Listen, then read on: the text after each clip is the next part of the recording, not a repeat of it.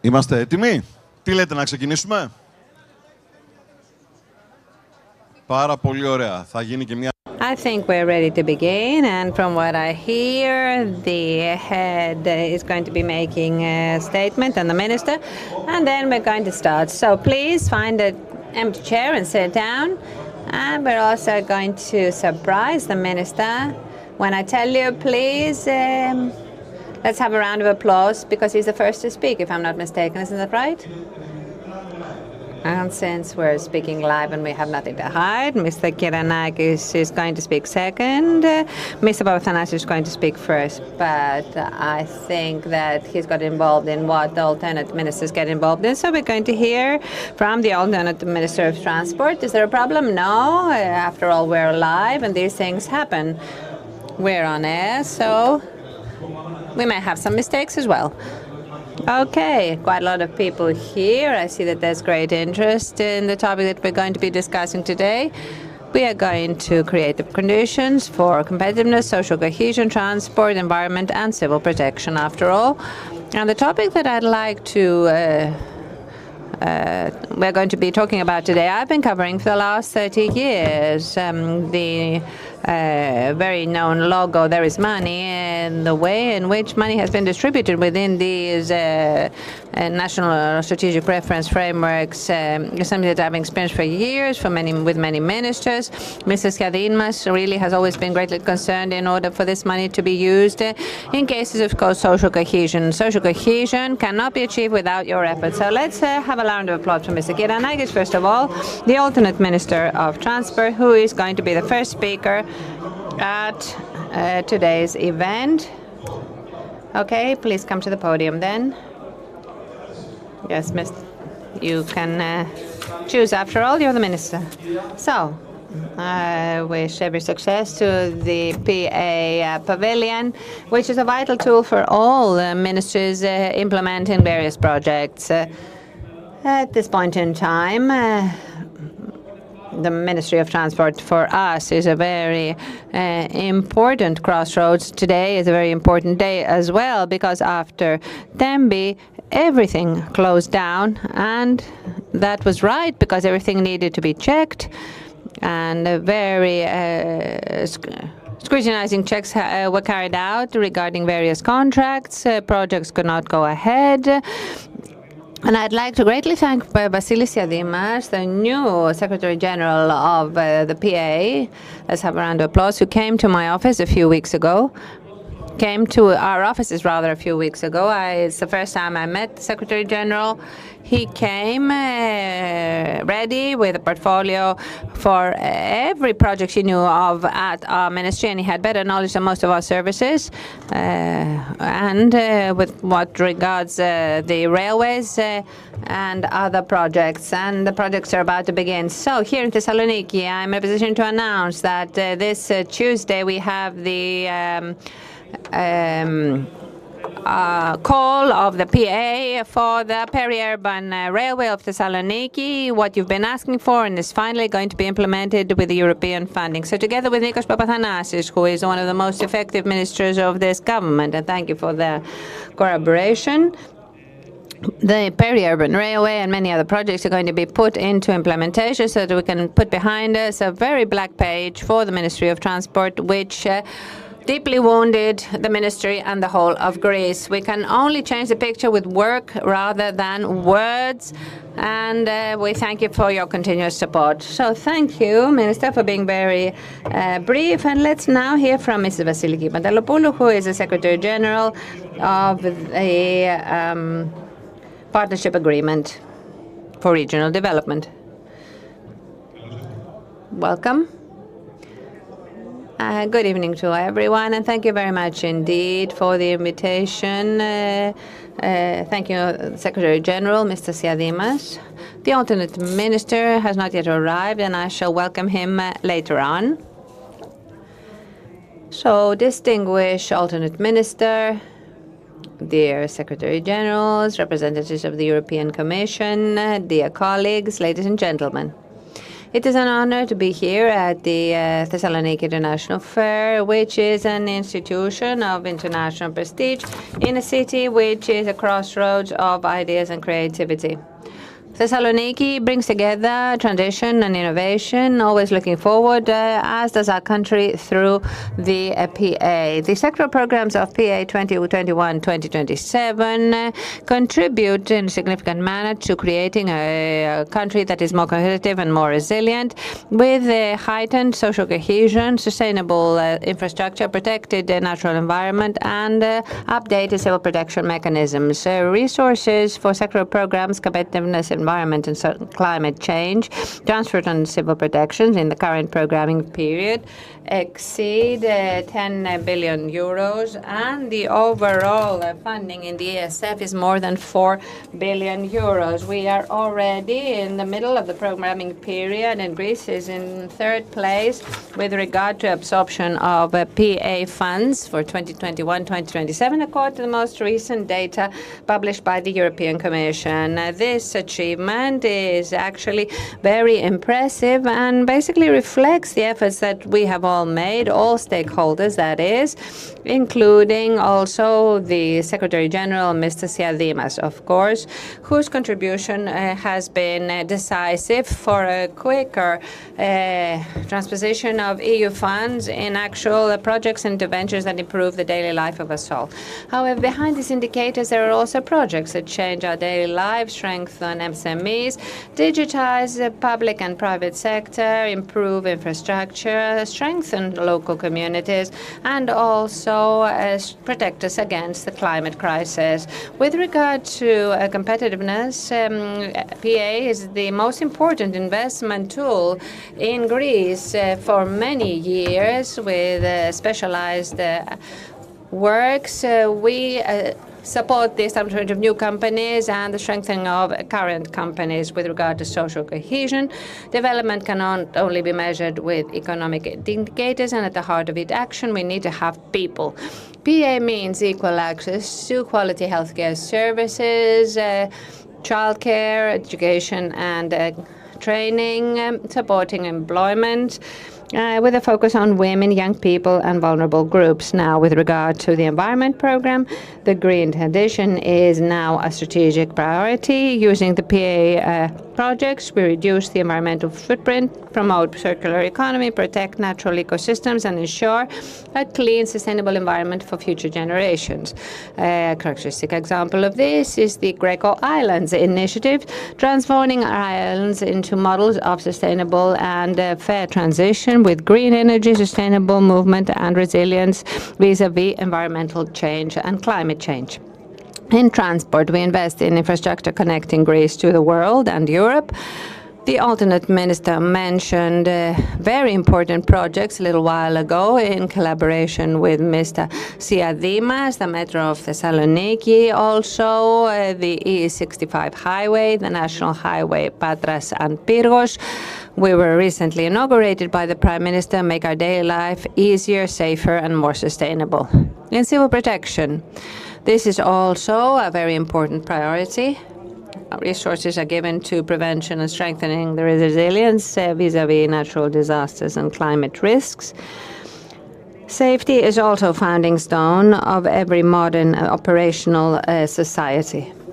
Now, a few words about the review of the PA programs 21-27, within which the PA General Secretariat participates. The progress achieved is important. However, the surrounding environment is constantly changing. New geopolitical developments and international upheaval, increased energy costs, the need to strengthen productivity and industrial competitiveness, the housing crisis have all created and led to conversations for the need of the EU to correspond in a satisfactory manner to these new global challenges.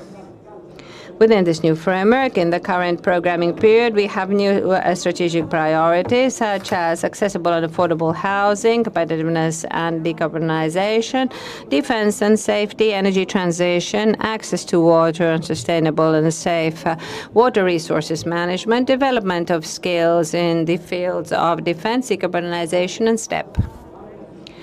The PA programs in Greece are already looking at the possibilities of revision of programs in order to satisfactorily incorporate all these new priorities and to respond to the challenges of our times. Our goal is to work flexibly in a targeted manner, adapted to the challenges of our day and age. The PA is not simply a financing tool after all. It is a practical showcase of solidarity and a social contract between the state and its citizens. It is a power that turns political will into action, our goals into work and actual facts, and the work of our citizens into opportunities. In conclusion, I'd like to warmly thank, first of all, the Secretary General, Mr. Siadimas, with whom we are working very closely in an excellent manner, and thank for the invitation. The alternate Minister of National Economy and Finance, Mr. Nikos Papathanasis, for his very substantial support and guidance and cooperation.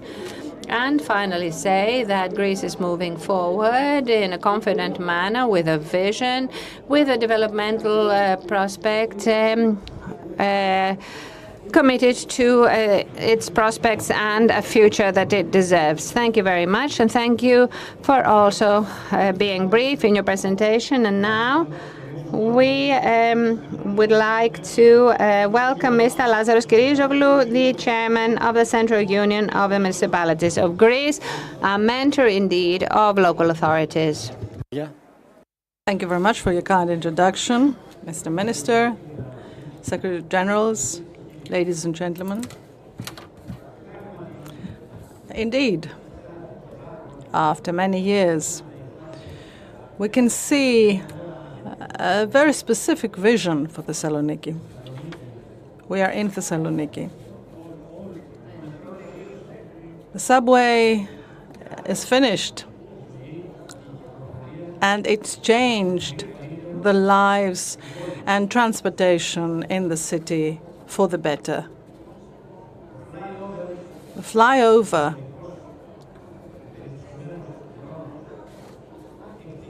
the elevated motorway is constructed at a very high speed, a very high pace.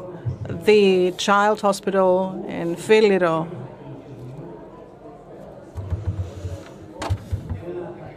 one of the best children's hospitals in Europe, is now underway. As a mayor of Western Thessaloniki, I was really very pleased to hear today the tender for the suburban,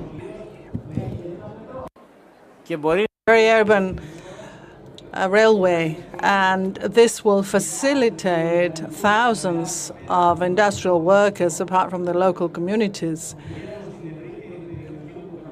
which have to commute to the broader region of Kallohori, the industrial zone of Thessaloniki, and thousands of students, university students of the largest university in the country. Because media of transportation, public transportation needs people moving back and forth so that they are sustainable. Mr. Siadimas, it is our cooperation with you and your ministry is great. We have a lot of funding tools this period available to the local government, apart from the programs that under your ministry. However, not everything is perfect, and as a mayor, I have to put in another dimension, and I will be specific. I want to approach this from a positive perspective, not negative criticism, so that we improve things in Greece, in our homeland. And you should focus on that in the ministry. how we value time, prioritize projects based on time division. And time is very relevant. And I'm talking about the red tape and processes without, of course, suggesting that we should put aside transparency and legal procedures. And I would like to close by saying the last thing. The national swimming pool in Thessaloniki has closed because it was an outdated facility. So for water sports, young people have to go to the city of Volos or to Bulgaria. Nikos Papathanasis is a very consistent and competent minister, and this managed to salvage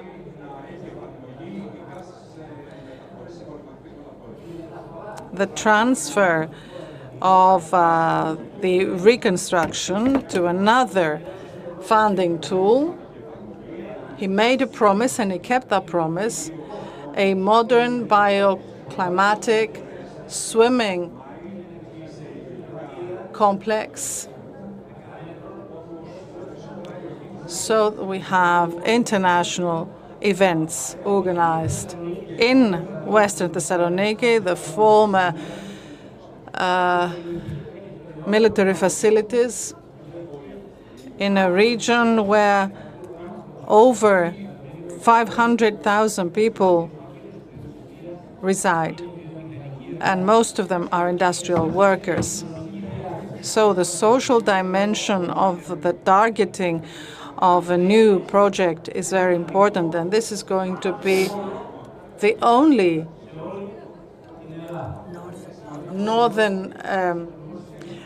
the only swimming pool in northern Greece, and this means that you kept your promise. You made a promise and you kept it, and you're going to implement this project. I think what we should focus on is completing works on time. Ένα σύντομο χαιρετισμό για να είμαστε. Now, Mr.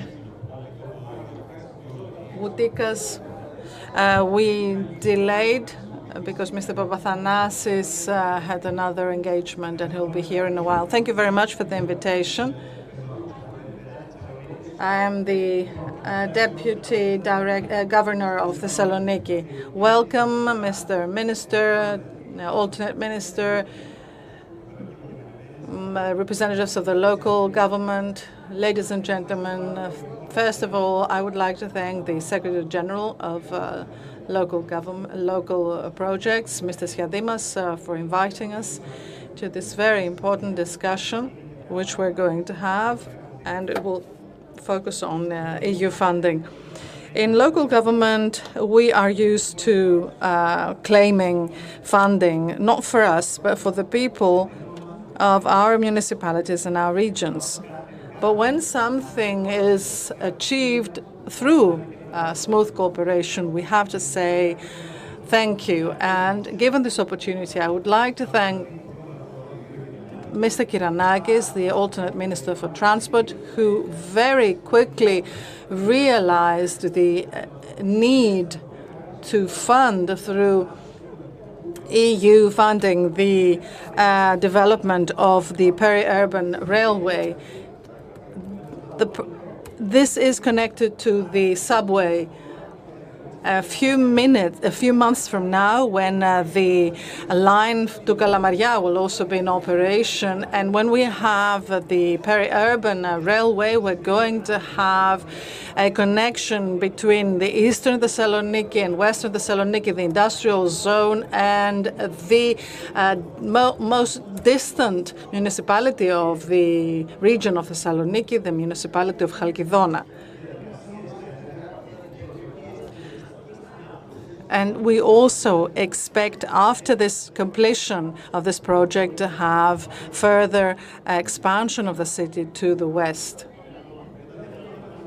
Secondly, I would like to thank Mr. Skiadimas and Mr. Papathanasis for our cooperation in this new programming period. This is the largest funds for the region. We manage 1.4 billion euros. And what is the objective? To absorb, and second objective, to for the citizens to understand, the citizens who live this in the city, that through EU funding their lives are changing, their daily experiencing of the city is changing.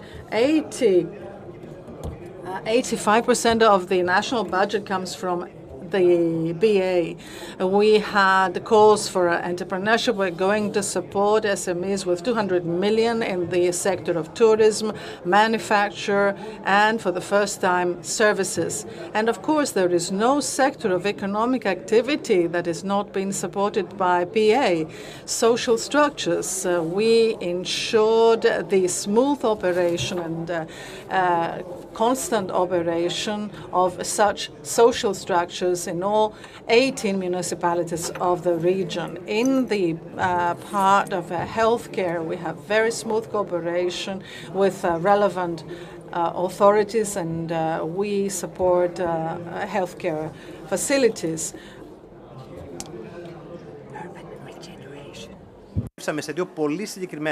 About urban regeneration, we targeted specific actions which focused on the environment. I'm talking about the coastal front of the Thessaloniki at a length of coastline 6 kilometers and 6,000 stremata, which cleaned a whole area that had been forgotten by the city, and we have upgraded it. And the next period, with the support of PA, we're going to connect it in a viable way with the remaining urban center of the city. And finally, something about the cooperation with the municipalities. And Mr. Kirizoglu mentioned the issue of timely completion of projects. We decided, together with the municipalities in all 12 municipalities of the prefecture of Thessaloniki, we're going to have one, at least, emblematic project of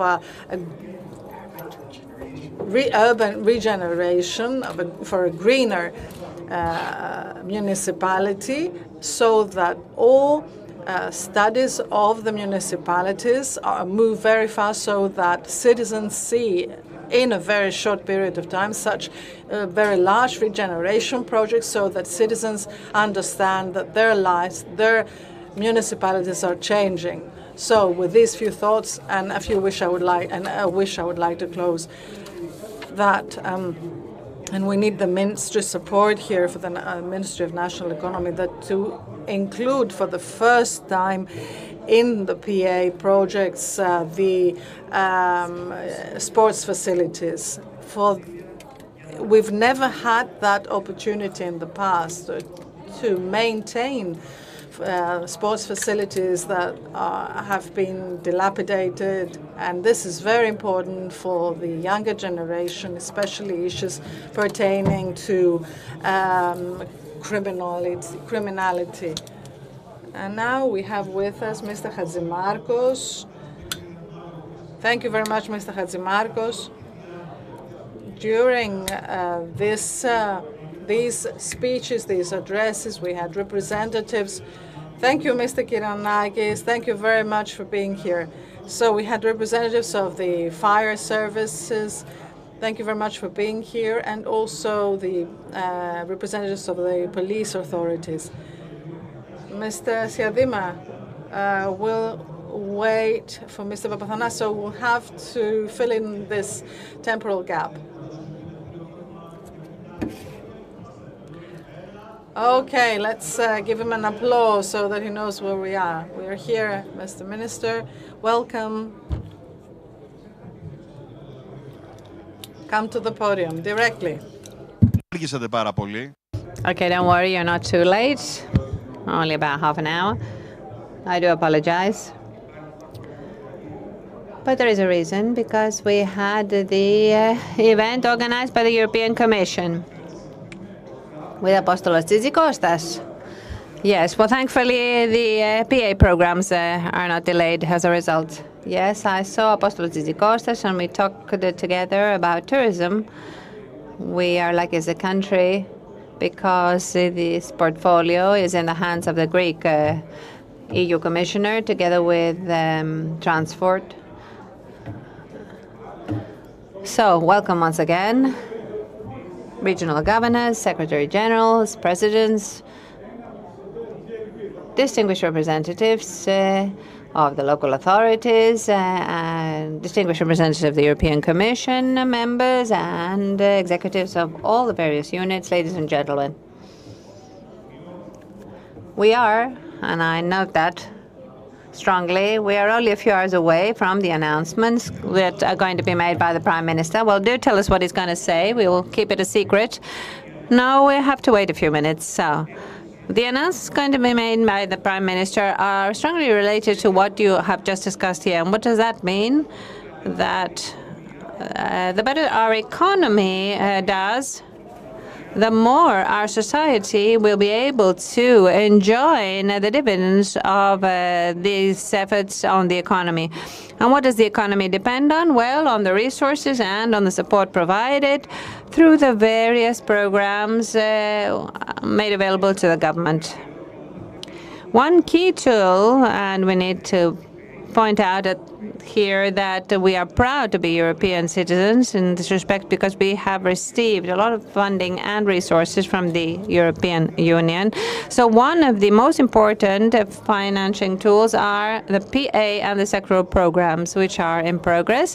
And with this opportunity, please allow me to congratulate the Secretary General Vasilis Diadismas for his very hard work, and Mrs. Pantelopoulou, all representatives of the managing authorities and the units. Why? Because we still hold in Europe the first, second, third position.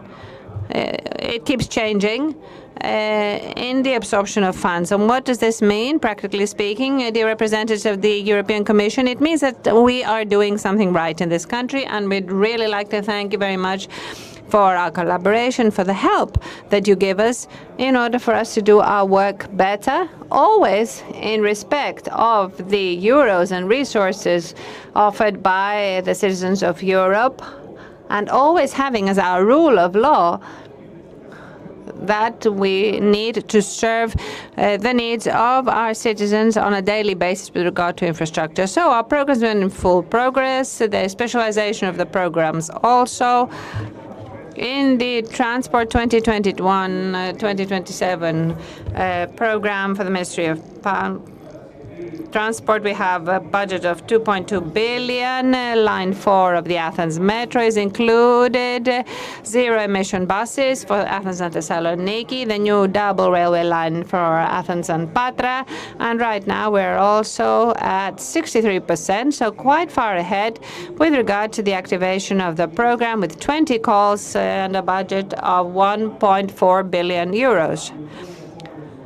The next calls are coming soon, within the year, and we're talking about the peri-urban or regional railway of Thessaloniki. We have just signed the relevant documents. 15 million euros is the cost, and the completion of interventions on the Pathe railway, 155 million is the budget. Environment, climate change,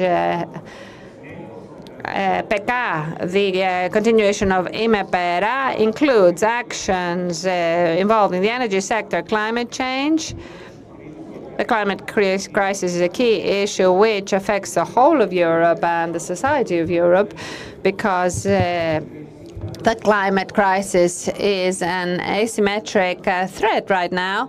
And I'd like to say that although we had secured 300 million in the regular budget, this amount has been doubled for the climate crisis. That's what I'm talking about, and the relevant expenses due to the climate crisis and the relevant damage, and reached a budget of 600 million.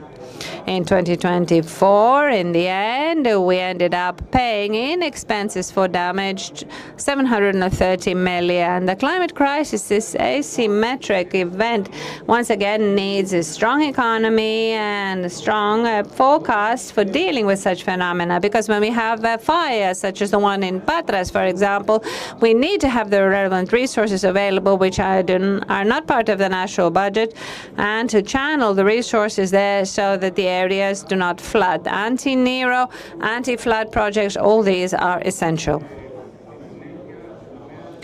Next, with regard to the urban environment, 270 million strategic projects for electric connection of Crete, the completion of the independent natural gas system ESPA in Alexandroupolis, a lot of urban regeneration projects, the Bay of Fáliro, which is going to finally be completed, projects of 350 million, water supplies, water management projects.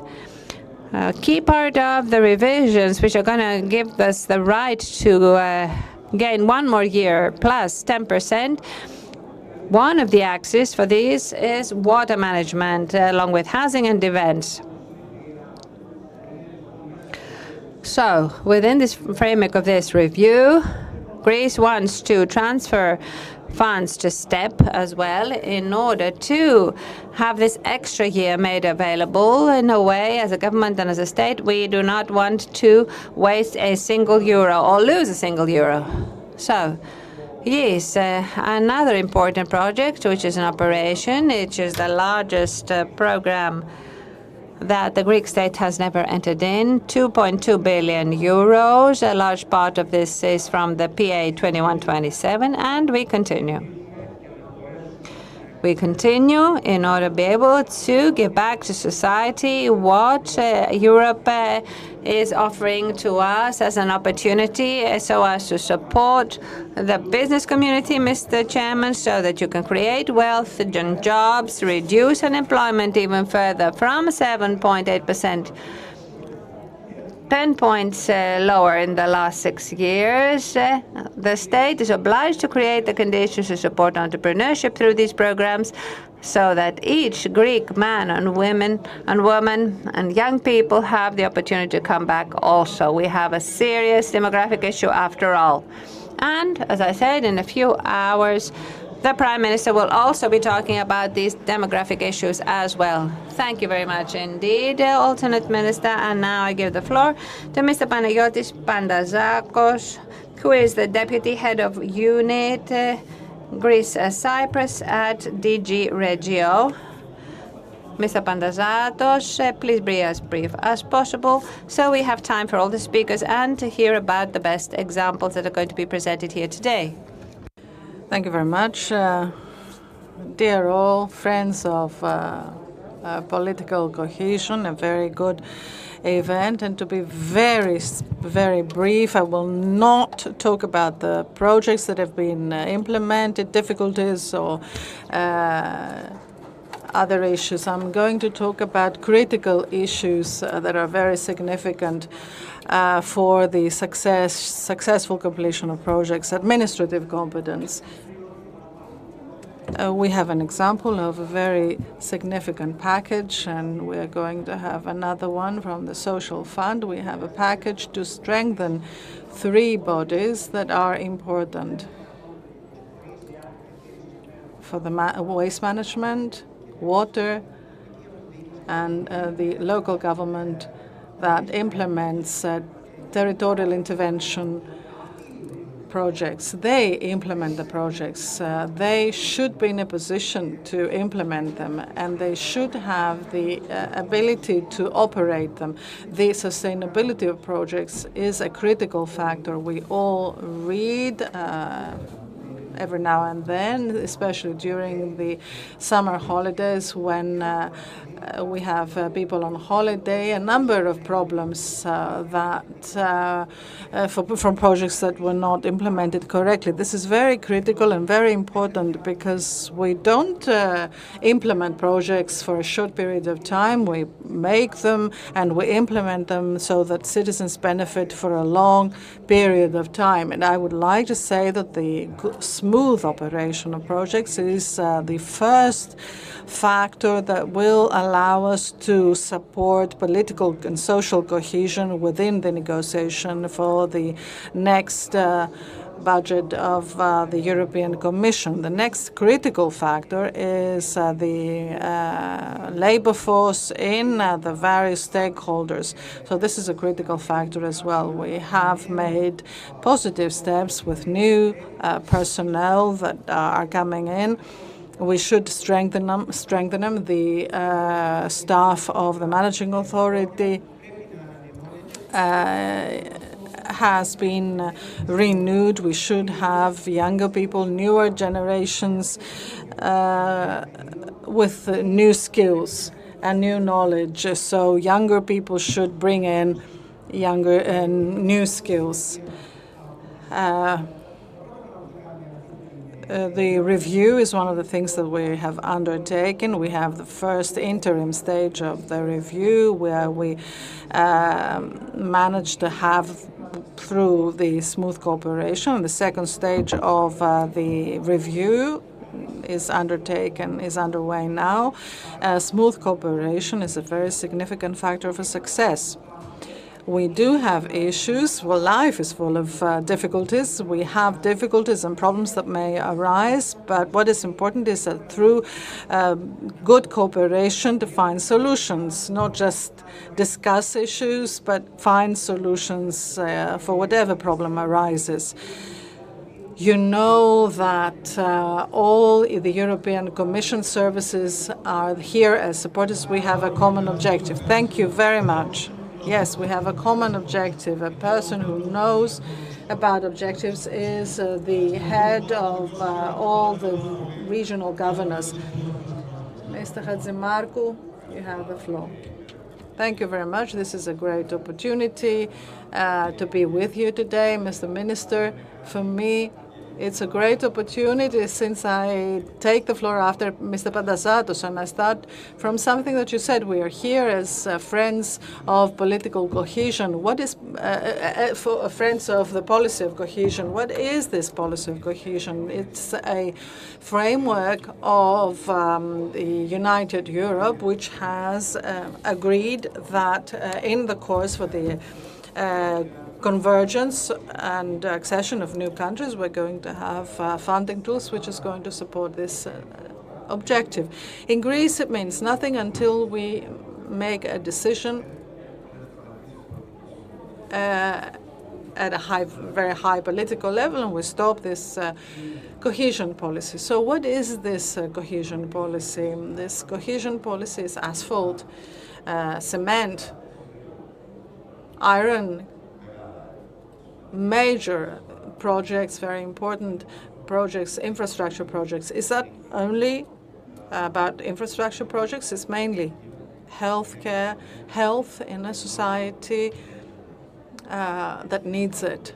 And we recently experienced in our country many nights when we had to spread a safety net over a society that was in risk of breaking up. So what are these actions? Vouchers in daycare centers. It's the smooth operation of all social structures at a time when the country could not support basic services. Yes, it's what we call European Social Fund, the infrastructure, and one of the things that we have to do as governors, regional governors, is to head special services for the management of regional operational programs. Ladies and gentlemen, I would never want. I'm not going to talk about the rest of the country, the part of the country that I'm serving, what it would be like if we didn't have these funds, especially in the difficult period that we went through in the previous years. And when we talk about the Europe of numbers, blackmailers. I'm talking about the Europe that stood by us during our most difficult, dark times. And we have managed to remain standing thanks to our resilience, the resilience of our people, but also because we had this support, the resources, the funds that Mr. Papathanasis mentioned, and I can see here their colleagues and our associates, Mr. Nikos Papamalungas. We haven't called you for some time, which means that you have managed to sign faster. I speak to Mr. Mamalungas more than I speak to my wife. So if we didn't have that money, we wouldn't be able to have this smile to society. We do not focus on data and figures. I don't say to people, look at what we have achieved and vote for us and congratulate us. There will be a time when we do that. But I'm here today to tell you, especially concerning the cohesion policy, that this is the result of the work of a whole society, because it's not the entire society, a society of dark criticism, negative criticism, that everything is vain and everything is gray. No, we have people who wake up in the morning and deal with work issues with their family, and they want to be productive, and they want to be part of the solution and part of the process that is creative. This is the Greece that I want to serve. This is the Greece that I want to represent. I'm very pleased that we do that within a group of people with whom we have this common approach. Minister Mr. Papathanasis is a hard minister, but I'm very pleased to be able to cooperate with him, because he is one of the ministers who have set certain rules in a country that derailed, in quotes, because it didn't have rules. And I'm suffering from his administrative approaches. On the other hand, I celebrate the fact that the fiscal reality today is at the hands of people who manage it in such a way that will not allow us to return to our dark times. We have to tell the people that PA is not an acronym, is not a given, is not something owed to us. It's not our money. It's not our money, most of it. It's money, yes, people from taxpayers' money from other countries. We have to be much more respectful. We should be very thankful that we have them, and in the next programming period, struggle in the European Commission, in the European family, show respect, remain serious, create alliances, and be creative. Thank you very much. Alternate Minister, do tell us if you need to leave the event. Now we'd like to invite to the podium Mrs. Christiana Costinescu, who is the head of unit for Greece and Cyprus from DG Employment, Social Affairs and Inclusion. Please let's welcome her to the podium. Mrs. Siadimas, you shall then be speaking. So, good evening, everyone. To be here today in this very dynamic place. I'm happy to see this. Dear Minister, the Secretary Generals, Governor, and representatives of the local government. It is my pleasure to address you on behalf of DG Employment and Social Inclusion. It is also a bit of a luck to speak after Mr. Governor, who now is there and probably doesn't hear, but I know he values so much what the European Social Fund does. And I'm, of course, always happy to see that, a governor sees the value of investing in people. Because indeed, cohesion policy and ESPA is a powerful instrument for transformation, transformation of our economies, transformation of our societies. And specifically, the European Social Fund has been a vital tool in this sense. We have transformed together with you, working together in partnership. Daily, we have transformed the way social services, health services, educational services are delivered at local level, at the regional level. We have strengthened the network of these services, and I trust that we will continue to do so in very good partnerships. Now, I had a bit of a speech here, but now I'm not looking at it anymore, and I want to give you actually an example. During my summer holiday, which was in Greece, I met Spiros. Spiros is a waiter in a taverna, in a restaurant in Preveza. And we got to talk a bit more because he forgot that we paid, actually, and he came apologizing, almost crying. And whilst talking with him, I realized that Spiros was working since April between 10 and 12 hours per day with no day off. He actually told us, I am so tired that I cannot sleep anymore, not even the hours I could sleep. I am so tired that I'm forgetting a lot of things, including us paying. But I have no choice because I have a big family, I have many children, and housing costs, utility costs are more and more expensive. But what was also very interesting to hear was that Spiros had a university degree and was also a trained paramedic. So yeah, this story remained somehow in my heart. And I know that, we speak always about the European Social Fund and about cohesion policy, addressing people's needs. And indeed, we should focus on what the European Social Fund should achieve, on what matters for people like Spiros. And what matters for these people? It matters that they can have decent wages. How can we do this? Yes, increasing competitiveness, increasing value added of our investments, and investing in skills, investing in skills that do matter for the labor market. We need to indeed help these people enter the labor market, help these people have rights. This is very important, workers' rights.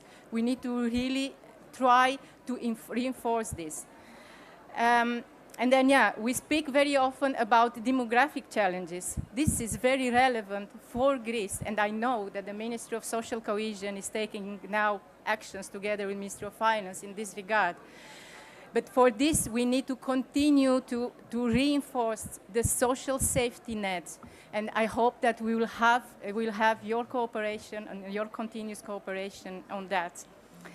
I will stop here because I know we are pressed by time, but I trust we will have good discussions in this session, and I'm confident for the future, and also for what the future multi-annual financial framework will offer, because we have a minimum 14% allocation that is about 100 billion euros, that is more or less equivalent with what the European Social Fund has now.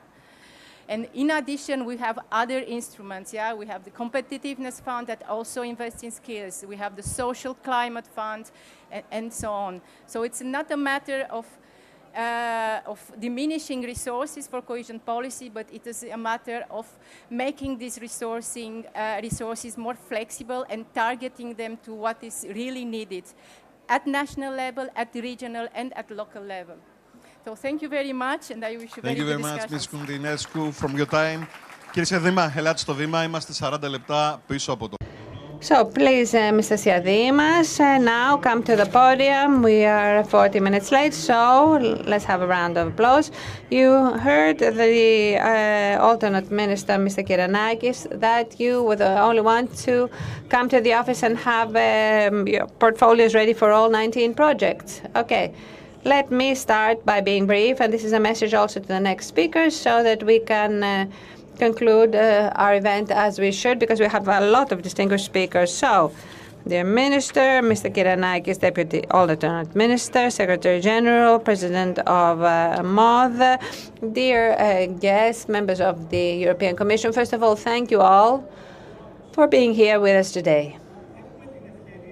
We have the opportunity here at the Helexpo in northern Greece to be able to show to you our work, what we have done. And I have chosen, in order not to take up too much time, to show you only 2 slides. So, first of all, in our 5 programs, we have a budget of 14.5 billion euros. Human resources and social cohesion, 4.1 billion. Civil protection, 713 million. Transport, 2.2 billion. Environment and climate change, 3.6 billion. And competitiveness, 3.8 billion. In the next table, there's a pie that shows approved projects and actions. So, 10.8 billion are approved projects all over Greece. Out of these, 2 billion are for northern Greece, Central Macedonia, Western Macedonia, and Eastern Macedonia and Thrace. 2 billion, I repeat. Without taking into account the advantages given to Western Macedonia through the Just Transition Fund that the previous event explained in detail. And the next slide now. That's all. I will be finishing with this. So, the competitiveness program in northern Greece right now. Approvals, 453 million. What does this signify? Actions that have to do with state aid from various targeted programs on green transition, digital transformation, and the establishment of new companies, open trade centers, loans given by the PIH 3 together with the Hellenic Development Bank, Research and Innovate program, the digital innovation hubs, and the technology transfer offices. Let me focus on 2 of these types of projects. We have 3,176 investment plans in the 3 regions of northern Greece out of 13,560 that we spoke about in the previous event. And the public expenditure in this case is all about 400 million euros. I'd also like to point out the project, the lithium battery projects for energy storage, 112 million euros total cost, the public expenditure 50 million, beneficiary Samlight. This is a project operating in the Eastern Macedonia and Thrace region. We have a clear goal to create value, to offer products with an international profile, and create new high-quality jobs. Human Resources and Social Cohesion Program. 3 regions of northern Greece, approvals of 923 million euros. These approvals involve continuing vocational training for the unemployed, internship, work experience with subsidies for beneficiaries, work experience for unemployed 30 years and above. And I'd like to particularly mention the program that we carried out with the Public Employment Agency, subsidizing with 17,000 euros 30 to 59 years of age people in the 30 regions, 3,334 investment business plans have been subsidized. 57 million euros is approximate total. Lifelong learning is not a choice, but a precondition. Upskilling and reskilling, and I'll say this repeatedly, are key tools for adapting in a constantly changing world. Let me move on with the third row, environment and climate change. The green transition is not simply a best practice for the environment, but is actually the strategic direction we need to follow in the future. In northern Greece, we have approvals amounting to 426 million, energy upgrading for hospitals, 10 actions in total with 10 regional hospitals, 43.8 million is the budget. Energy upgrading at universities, district heating network in Western Macedonia, anti-flood projects, urban waste management, and water supply projects. And let me mention in particular, since we will be talking about Alexandroupolis and the independent natural gas project later on, which has a budget and eligible expense of 48 million euros. Mr. Mamaloukas, you and the contractor will be able to talk about this project later on. So these projects modernize critical infrastructure, reduce the environmental footprint, strengthen energy security, and improve quality of life. Nevertheless, we also have the word resilience in the title, and that is a foundation for any sort of development. So let's move to the fourth row, civil protection. The civil protection program right now is carrying out projects in northern Greece with a total budget of 194 million euros. In main axes such as prevention, readiness, tackling issues of civil protection and recovery. Through this program, 70 fire engines are going to come to the region and 2 helicopters that will help not only in the extinguishing of fires, but also in other emergencies when we have damage caused by moving equipment and staff to non-accessible areas. And let me conclude with transport. Transport, of course, is the connecting link in modern societies. Right now, in this area, and I have an asterisk there, although we have approvals of 35 million euro, we are hoping in the next month to have approvals of 105 million euros because of the particular issues that we were facing up to now that stopped us from having calls in railway projects. So approvals of 70 million euros, both for the regional railway of Western Thessaloniki and for the railway project Thessaloniki-Idomeni. Finally, ladies and gentlemen, northern Greece is not simply a geographical unit for us. It is the driving force, driving engine of development, crossroads connecting Greece with the Balkans and Europe, and has immense potential. So, based on specific plans, synergies, and through the exploitation of European funding, we can turn these prospects into a new reality of development that is sustainable, fair, and extroverted. Our commitment is clear: to turn every euro into an investment for the benefit of the country, for a better quality of life for people, and to create opportunities for future generations. Northern Greece is and shall remain a leading force in this new day and age for Greece.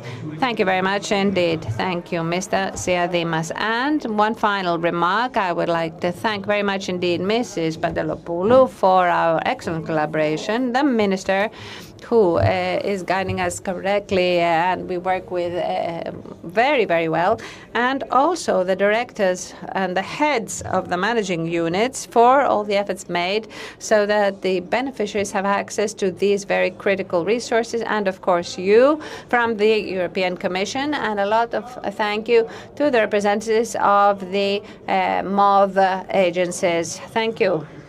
Thank you, Mr. Siadimas, for being brief, and Mr. Verginis is here also, the mayor of Lefkada. Mr. Verginis is one of the oldest representatives of local authorities, a businessman, extremely experienced in what he does. Thank you for coming, and now let's move on to the first panel. So, let us begin and try to speed up, starting with Mrs. Angeliki Fetsi, who is the head of the Managing Authority of Competitiveness, Entrepreneurship and Innovation, 3.1 million for the whole of the country for the operational program on entrepreneurship and innovation. You have the floor. Please come and sit here with us.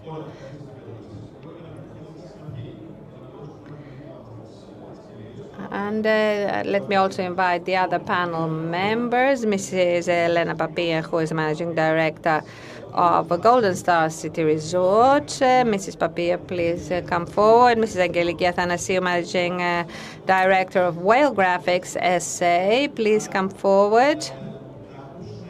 We shall also have with us on the panel Mr. Simos Diamandidis, who is the chair of the Greek Exporters Association. Mrs. Fetz is going to speak first and present her slides. Thank you. Good afternoon to all participants in this event. I'm not going to repeat the capacities of each one. We have Secretary Generals, representatives of the European Commission, representatives of various stakeholders. And I would like to start with the competitiveness program within the PA, which focuses on the improvement of competitiveness in businesses and the development of innovation as driving forces for the development of the country and its strengthening its position in the international environment. Its budget is 3.85 billion euros, out of which 3.1 billion comes from the European Commission and the two funds, the Fund of Regional Development and the Social Fund, with priorities for the substantial support of the productive forces and human skills.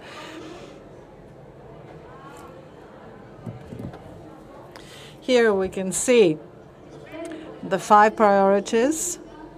Businesses are in all these priorities, and we also have innovation and ambitious entrepreneurship and general entrepreneurship, and also the connection and improvement of human resources together with everything else that improves entrepreneurship. Let me say a few things about the actions that we have moved forward with. We focused in this period to reduce the number of actions and simplify so that we focus on the main challenges and needs that businesses face, taking them as large clusters without any marginalizations. So we proceeded with the action for digital transformation, through which we funded the support of incorporating digital technologies in the production processes of the businesses, with targeted activities based on the level of their maturity, from the lowest to the highest. We had a green transition activity where we funded the upgrading of products with the use and utilization of new technologies, but we focused on technologies and infrastructure that leads to energy upgrading and circular economy, thus reducing their environmental footprint. Together with these two major directions, which have to do with existing and operational businesses, we also broadened the business basis of the country through the establishment of new businesses, both in the sector of tourism and also the other sectors of the economy, by funding the necessary activities for their establishment and operation. Through this program, we started the funding of 13,750 new businesses with 1.78 billion. Together with this tool, which is for the total of entrepreneurship, we also have funding tools in cooperation with the Development Bank, through which we enable access to communication by giving loans with very favorable terms, since the PA provides public resources without any interest. I would like to mention here that through these projects, for the first time, we funded, through European projects, microfinancing, the fund of microfinancing, called microfunding for individual businessmen and micro entities which were not included in this funding. These are for the first time included in the market without any guarantees. So we have approximately 7,400 loans, which amount to 1.88 billion total expenditure.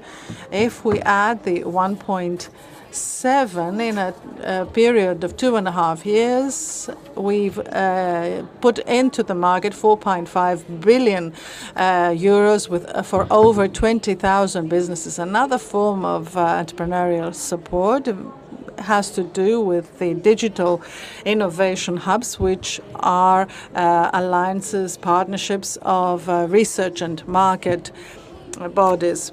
Here, businesses, if they wish to participate in this innovation hub, don't take money, but they take very significant know-how in order to use new technologies, AI, computing of high performance, etc. In Greece, we have such a hub in the agricultural sector. During this period, we have the open action for the support of the extroversion of SMEs. It will be open until the 9th of October. Here we give the necessary services and funds to businesses so that they support their extrovert activities without leaving out those who do not have exports. Maybe they want to start exporting their products and services. This is an action that we wanted to complement with another action in the following months, which will focus on those activities where the trade balance of the country is quite deficient, where imports are lagging behind, and we want to increase our domestic added value. We're also going to have another action for the upgrading of skills in businesses, a very significant action that hasn't run for quite some time, and also an action that is very strategically important for the development of critical technologies in a new project for competitive advantages in our country, and this is an opportunity that we have to take into account.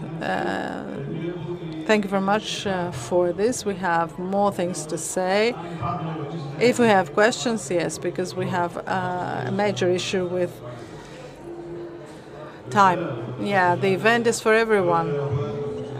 The president of the Association of Exporters of Greece. We used to be Northern Greece, but now we are Greece because we have members across the country. Thank you very much for your invitation. I represent the exporters of the country, both SMEs and larger businesses. As far as the PA projects are important, they're very important for SMEs, because as you know, for a business to become large, it has to start from small, medium, and then become large. So these projects help smaller businesses become larger businesses. Now, the new announcements, 80% of the exports are undertaken by 20% of large businesses, and this is the problem. Last year, when we had discussion with Mr. Papathanasis, the minister, we said that we're going to support smaller businesses to export, and when we say that the production model is going to change, this production model that has to change will produce more through knowledge, research, know-how, innovation. The more we produce cannot be consumed in Greece, they have to be exported. So we designed this program, Extroversion, which is going to help SMEs to export their products abroad. You know that exports are very important for Greece, because every 4 units of increase in exports means 1 unit increase in GDP, and this means 2.5 in central government, which will allow it to reduce taxes. This is the value of export. This is the value of exports related to the GDP. So we have really supported this project, and we help businesses to target markets abroad, especially SMEs. This is very important for SMEs because, as you know, Greece, the Greek people do not cooperate. We have this issue. We cannot cooperate. So this program is going to help businesses become more extrovert, cooperate, and be able to conquer markets abroad. We'll manage thus to reach our goal in 2030, which is 120 billion exports of products and services, so that we have a higher GDP without getting higher loans. This is the value of exports, this is the value of the program, and we're going to do all we can in order to achieve its goals. Μείνετε λίγο μαζί μας να ακούσετε και τους. Thank you, President. And let's listen now what business people have to say. We also have with us the Mayor of Pyrgos. Thank you very much indeed for attending this very interesting panel. And let me give the floor now to best examples and hear from Mrs. Elena Babia, Managing Director of Golden Star City Resort. So I am active in the field of tourism. So let us hear your experience and how you received funding, and also tell us, of course, if changes need to be made to the system. First of all, I'd like to say that the PA has safeguarded and strengthened the competitiveness of our company. We are a very small hotel located in quite a difficult area. It is a city resort in the sense that in the summer, it is a holiday-intensive hotel and a resort hotel, and in the winter, it operates as a city hotel. So basically, our cash is full in the summer and empty in the winter because we try to maintain our staff and cover our expenses. One of the reasons that we remain open is in order to be able to hold on to a percentage of staff all year round, because as you know very well, indeed, there is great difficulty in finding staff. So thanks to the PA agreements that we have completed, we were able to modernize our facilities in order for a hotel to remain competitive. After all, it needs to constantly upgrade its facilities and present something new.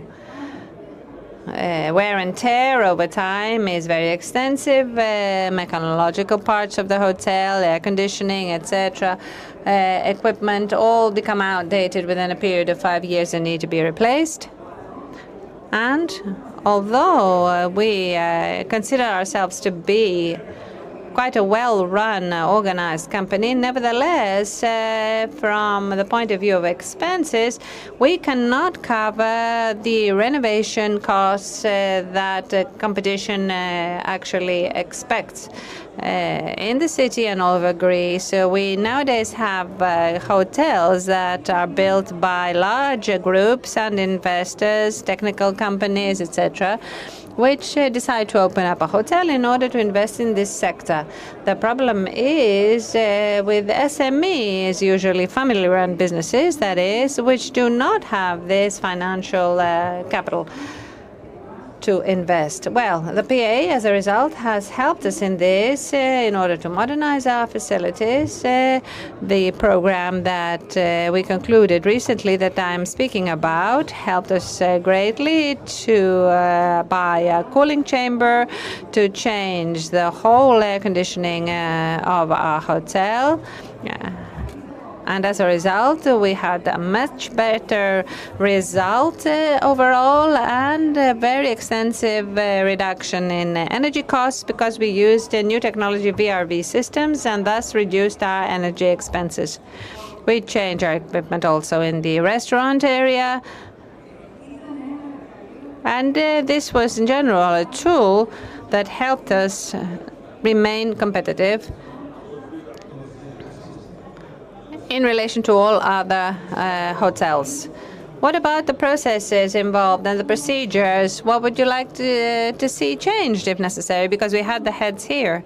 Well, I must say that I have been following the ESPA system for many years. I am well trained in this system, but somebody maybe who would use it for the first time needs more information about how to carry this out and how to implement this program, because there are many issues of an accounting nature, procedural issues that need to be followed closely. I now know what I need to do. For example, that when you make a purchase, you need to ask the supplier to write the serial number of a piece of equipment on the invoice, because when you have come to the end of the program, you get an invoice, and this number is not written on the invoice, and the piece of equipment has already been put in place, then this cannot be done later on. So maybe such details could be included in a guide, that all this needs to be taken care of in advance. People need to be very careful, accountants in particular, because SMEs do not have the opportunity to have their own accounting offices that are well organized. Some of the expenses may be low, but cannot be included in fixed expenses. If that's not done, however, they cannot be included in the program. So all this is something that the beneficiaries need to be well aware of. Mr. Karanasios is here. He is an excellent consultant in such issues and knows how these programs operate. So let's hear from what he has to say. Well, I think any company needs to also choose a good consultant in order to ask for PA support. Mr. Athanasiou, give us your experience, please, and what you would advise any interested party.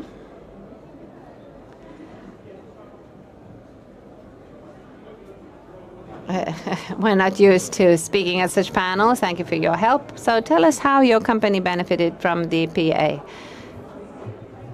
So we are working in digital printing and its byproducts. I'd like to say that we are a privileged country in the sense that we receive these subsidies, which are co-financed by the EU, because that is not the case in all countries. So I think it's good for us to understand this and be grateful for this opportunity. We work in high technology, which is rapidly developing, and of course these programs benefit us, that we regularly apply for submitting relevant proposals, and through the approvals we proceed with the implementation, because all equipment, as was mentioned, in 5 years is usually considered outdated and we need to reinvest. And so you can understand how helpful all these subsidies are through these programs.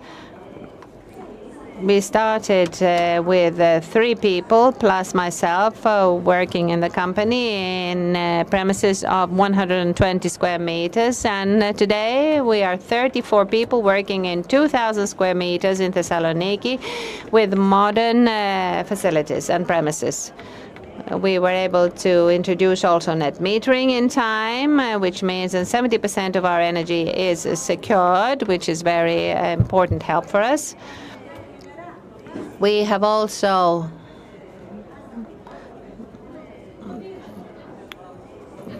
been able to use underfloor heating and cooling systems, and that also leads to great energy saving. And all the money that we save, we reinvest, looking for new ways to penetrate new markets. The green developmental production also allowed us to get involved in 3D printing, which is a major breakthrough in the digital age. And we are now hoping to also be involved in new markets in the new program also. Through the investment program that we submitted and was approved, we got a CNC piece of equipment in order to start working with technical companies in new markets. We managed to work in the technical services sector, and this gives us an opportunity to increase our clientele each time. So we are very pleased and very grateful for this fact.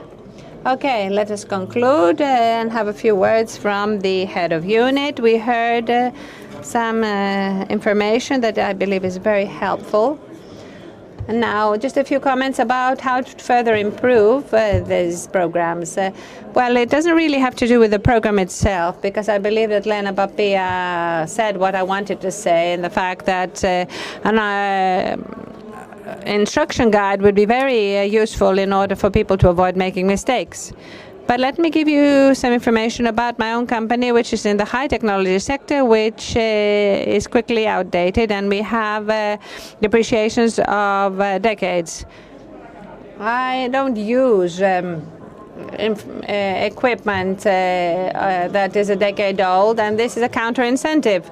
So it needs to be looked at. I don't know if it's part of the program. And it is a counter-incentive vis-à-vis the incentives offered by the program. And let me say a couple of things about what you said, and more generally, I would like to encourage participants, despite a prevalent view that we've seen on social media, that it's the same who get the money, same people who get the money, and very few opportunities are actually out there. But if you formulate a business plan as you should, you have very high possibility of getting support. The percentage of actually funding new proposals is quite high. We have newly established businesses that are funded, and contrary to what many people think, it's not the same people who receive the funding.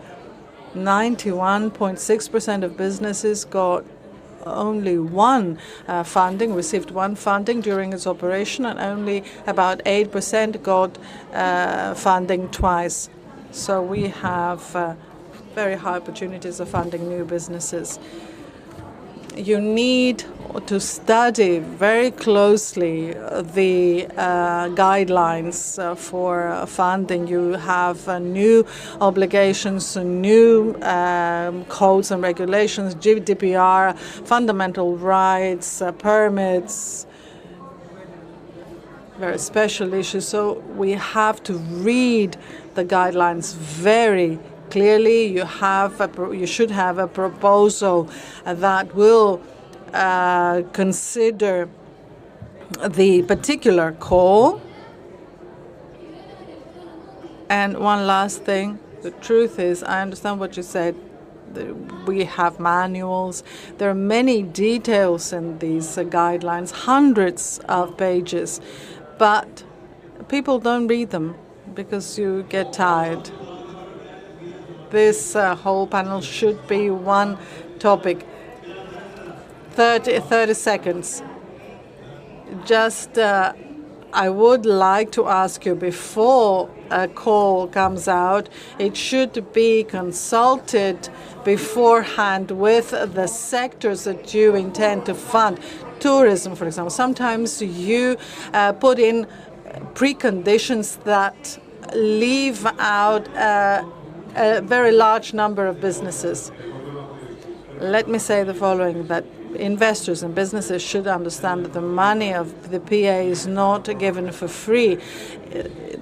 You have to invest there, you have to pay for what you bought, and you have to and then you take your funding. First you invest, and then you take the funds. This is not given for free.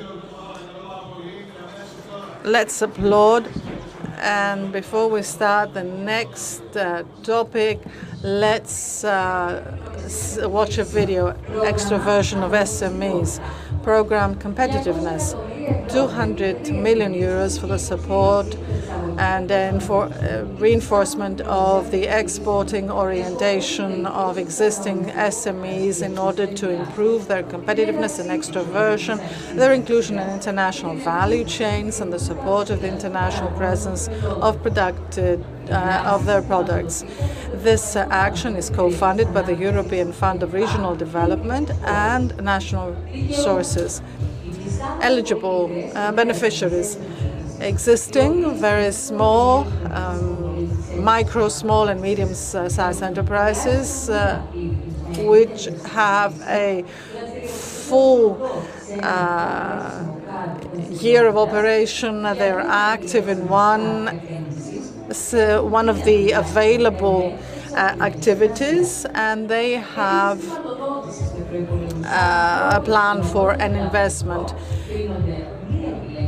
If you have a budget for an investment of less than 80,000, you're not eligible.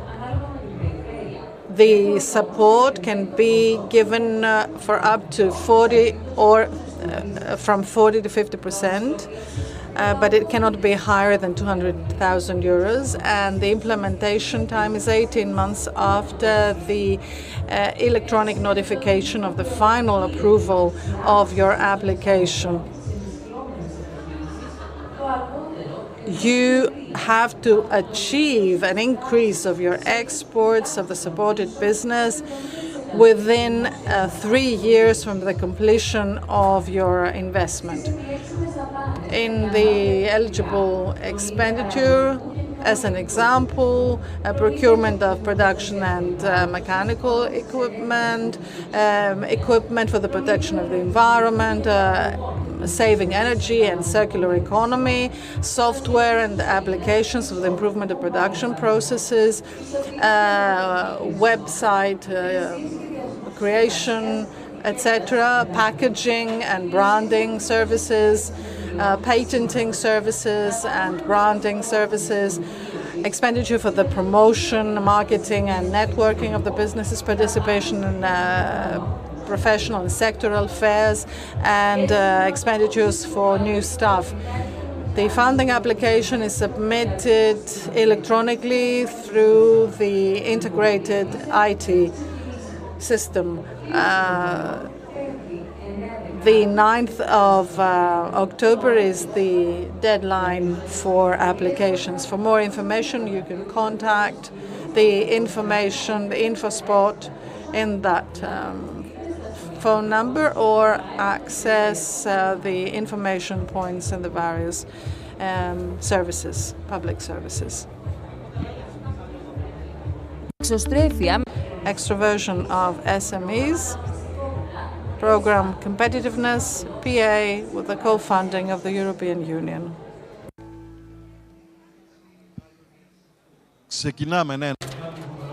Let's have a photograph, a picture.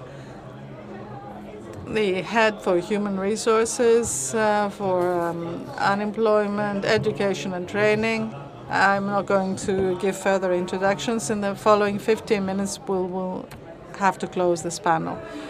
So this panel, Human Resources and Social Cohesion, which has a budget of 4 billion and 161 million euros, focuses on connecting education with the labor market and the high demands that we have today. How do we achieve that? If we upgrade the institution of the internships and also career offices.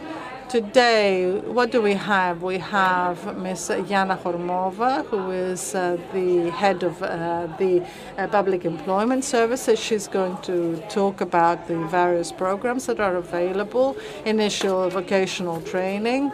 We have two academics, Mr. Koroneos, who is a professor, who is the scientific supervisor of the student practice, and Mr. Karabetakis, who is the scientific coordinator for the acquisition of academic teaching experience of new scientists, new PhD holders, and we have two beneficiaries who will tell us the benefits from their participation in these actions. We prepared a better presentation. Unfortunately, we're pressed for time, so I wanted to give more time to our invited panelists. Ms. Hormova, you know that I'm very brief always. Good afternoon, everyone. Thank you very much for the invitation. I see 4.5 billion. We have 1.5, already taken 1.5 billion, so we have another 3 because everything goes directly to beneficiaries.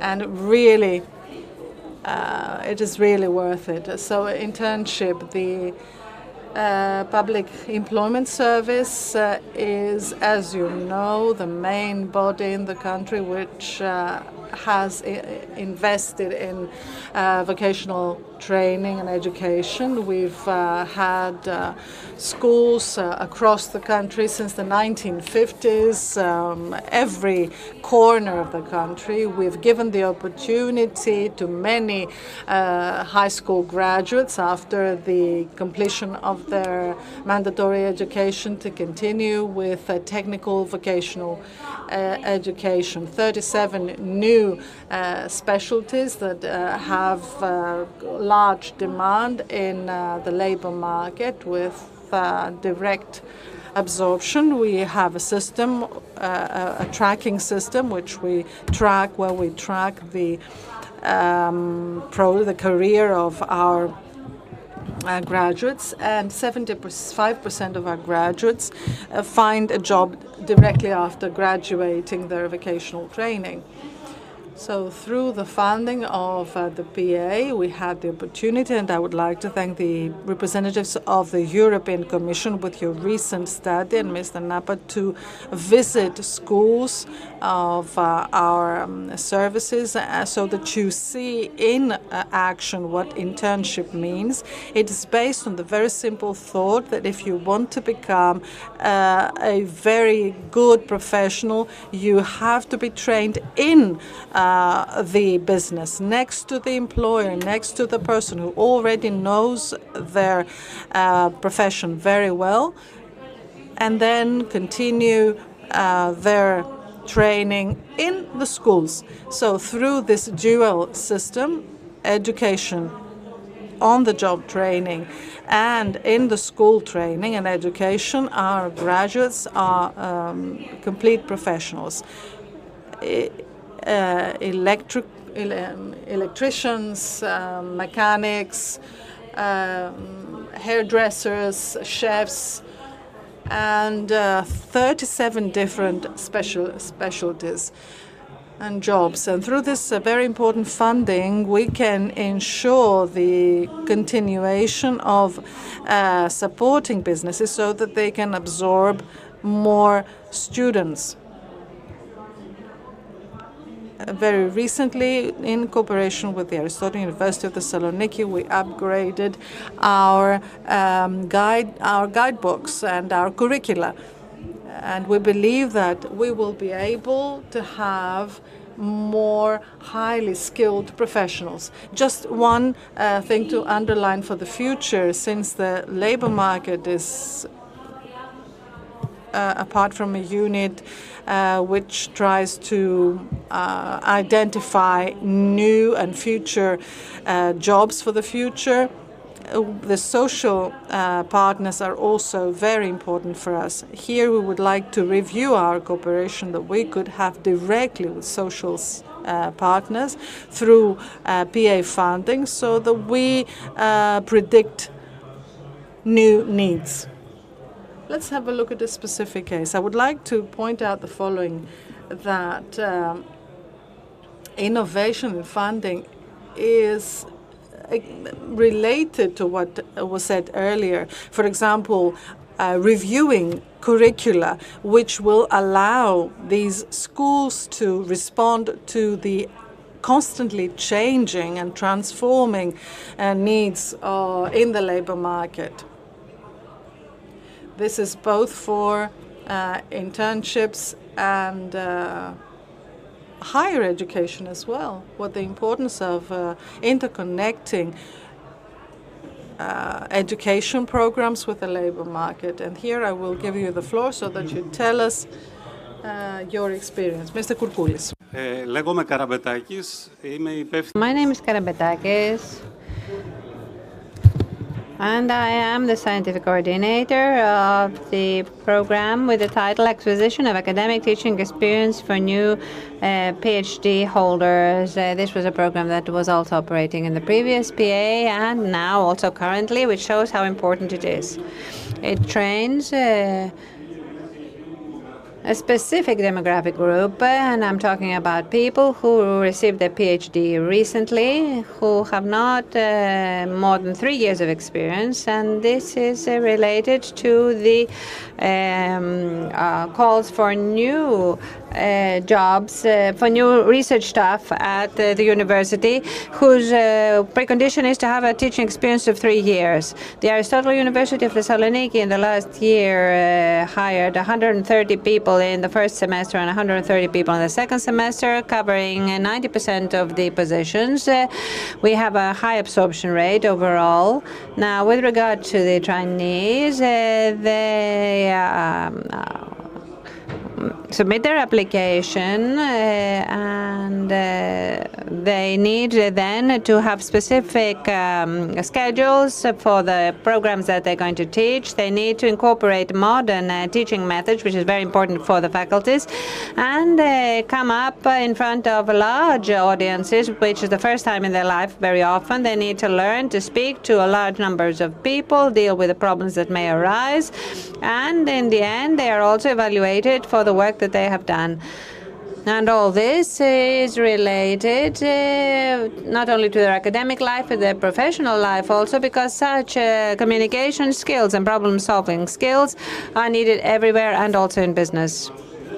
So, to connect this also to what was previously said, these people meet needs that we have in the curricula regarding new subjects for which proper research positions are not created, so we can use them in order to cover these needs. This is Ibonios Konstantinos, is a beneficiary of such an action. Let us please have a round of applause, and let's hear from you whether about your experience. So my name is Libonios Kostas. I am a PhD holder of the Faculty of Mathematics at Aristotle University of Thessaloniki. I would describe my participation in this program as being particularly useful for my professional career. For all young researchers, this transition from research activities to teaching is quite difficult, particularly due to the limited access to relevant positions within specific programs. Through this experience, I was able overall to understand the needs that exist with regard to the organization and teaching of a subject and of a course. But in addition to the practical part, I believe that I acquired an academic identity through my integration within the academic community. Needless to say that without this particular program, personally, I would never have thought of teaching as a career in tertiary education. And even more importantly, I wouldn't have thought of trying to pursue an academic career in Greece, at least. That's all I wanted to say. Thank you very much indeed for your comments. And now, Professor, it is your time to speak. Mr. Koroneos, a professor of the Faculty of Geology at Aristotle University of Thessaloniki, who is the scientific coordinator of the action with the title Student Practice or Student Internship. So, greetings to everyone. Student internships or student work experience is placing students in potential jobs where they could potentially be working in relation to their degree. So they do not go there to learn their subject. They learn chemistry and geology at the university. In these posts, they learn how to work in a professional environment, their relationships with their colleagues in different posts and with people that they will be working with in the same work environment, responsibility, creativity, and also find out whether the actual subject or job is suitable to them or likable.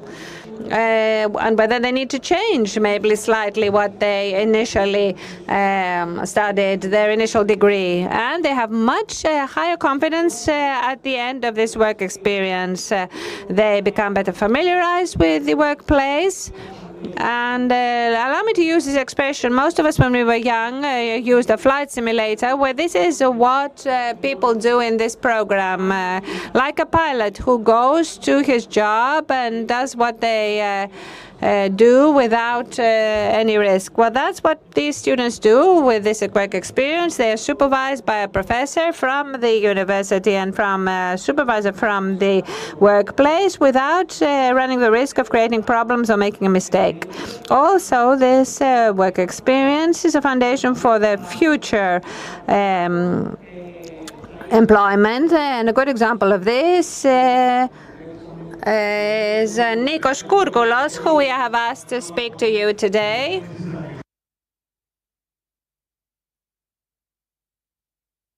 So, hello and good evening. My name is Nikos Kourkoulos. I'm a mechanical engineer specialized in industrial administration from the Aristotle University of Thessaloniki. I did my work experience in Izomat company in Thessaloniki, where I was able to put in practice my knowledge from the mechanical engineering department, creating a system for raw materials management in the company. And at the end of my work experience, I was offered a job, which means that my work experience was the intermediate step from my degree to the labor market and was a key to my professional development. Thank you very much indeed. Thank you. So the goal of this program and of the state overall is, within the framework of this work experience, to provide on-the-job training and thus to create sustainable jobs, because that is what ensures social cohesion after all. Thank you very much indeed. Έχουμε πατήσει γκάζι από ό,τι βλέπετε. Δεν είναι ότι καλύτερο αυτό που κάνουμε τώρα. Κύριε Προϊστάμενο, εγώ στα είχα πει ότι δεν θα προλάβουμε. We will not have enough time for everything. Let's move on to the next panel on sustainable transport, and we shall hear from Mr. Nikolas Kouretas, the head of the managing authority also. Please come to the panel.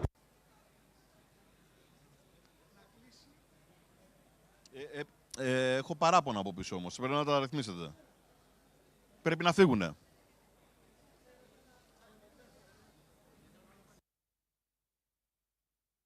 Λοιπόν, παρακαλώ τον κύριο Μπεκιάρη. Mr. Bekaris, please come forward.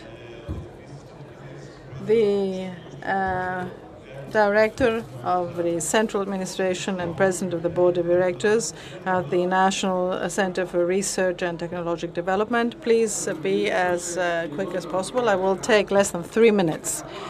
And I will simply say that we, the research center with 70 million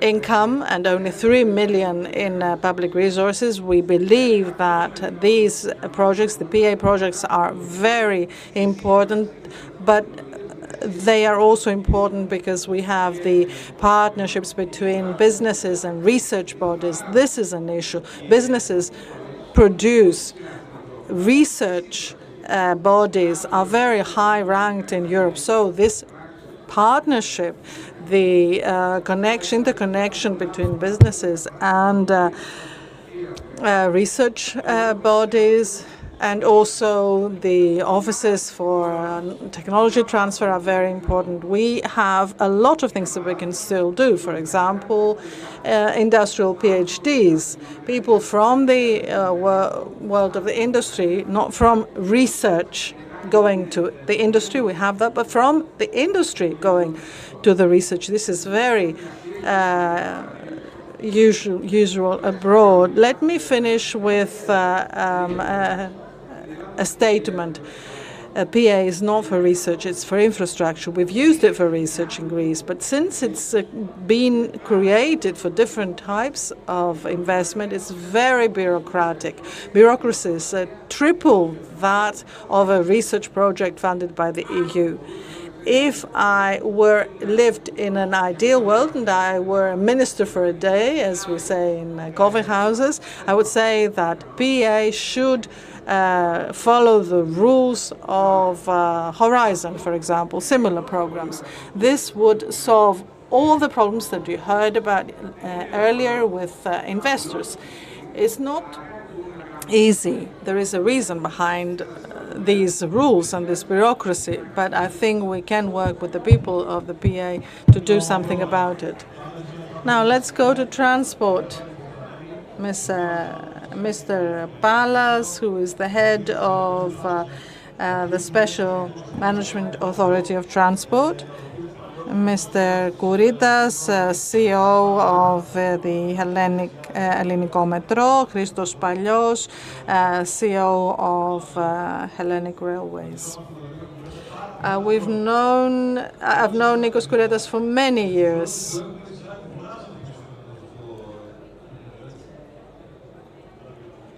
Mr. Pallas. Μηχανική τεχνική, οπότε θα πάμε γρήγορα. Αξιότιμη Dear guests, ladies and gentlemen, the Transport Program 2021-27 is the PA program that focuses on the development of a strategy for transport. The strategic objectives include the development of sustainable means of transport, the improvement of network of transport, the promotion of combined transport, and the improvement of safety in transport. The budget of the program, as you can see, includes a total public expenditure of 2,224 million. National participation 370 million. The resources are used for the objectives of the regional policy for a more green and more interconnected Europe. A significant part of available resources is used in green transport. Specific themes are rail transport, 513 million, road transport, 699 million, urban transport, sustainable urban transport, 758 million, security in maritime, and 77 million, and sea transport, 140 and 54 million. We have major road infrastructure works that have been included, the expansion of the metro in Athens, and a series of security actions for air shipping. We're also going to include a number of rail projects in the following days. We're going to have the first calls for tenders, and a priority will be given to the regional railroad of Thessaloniki. So we're going to have, as we said, further support of the urban transport projects in Thessaloniki. You have been on time. Thank you very much. Mr. Kouritas, you can take the floor. I will be very brief. The operation of the Thessaloniki Metro has been very stable. We've had a lot of people using this means.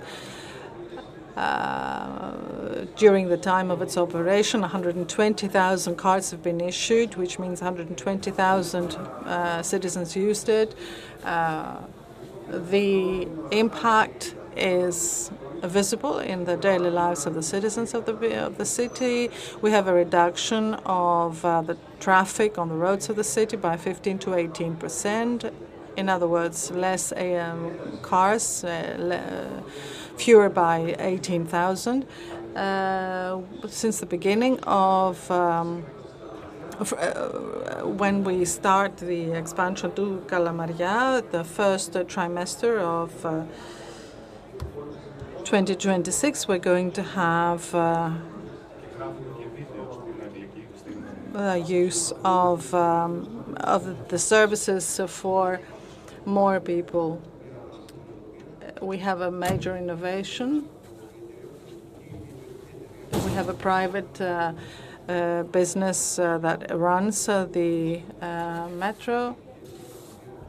The Secretary General helped us to choose the particular management authority, And together with Mr. Sergis, we've had the support in the whole construction was given by the managing authority, and we've had very strong cooperation. Thank you very much, Mr. Pallas. Finally, let me say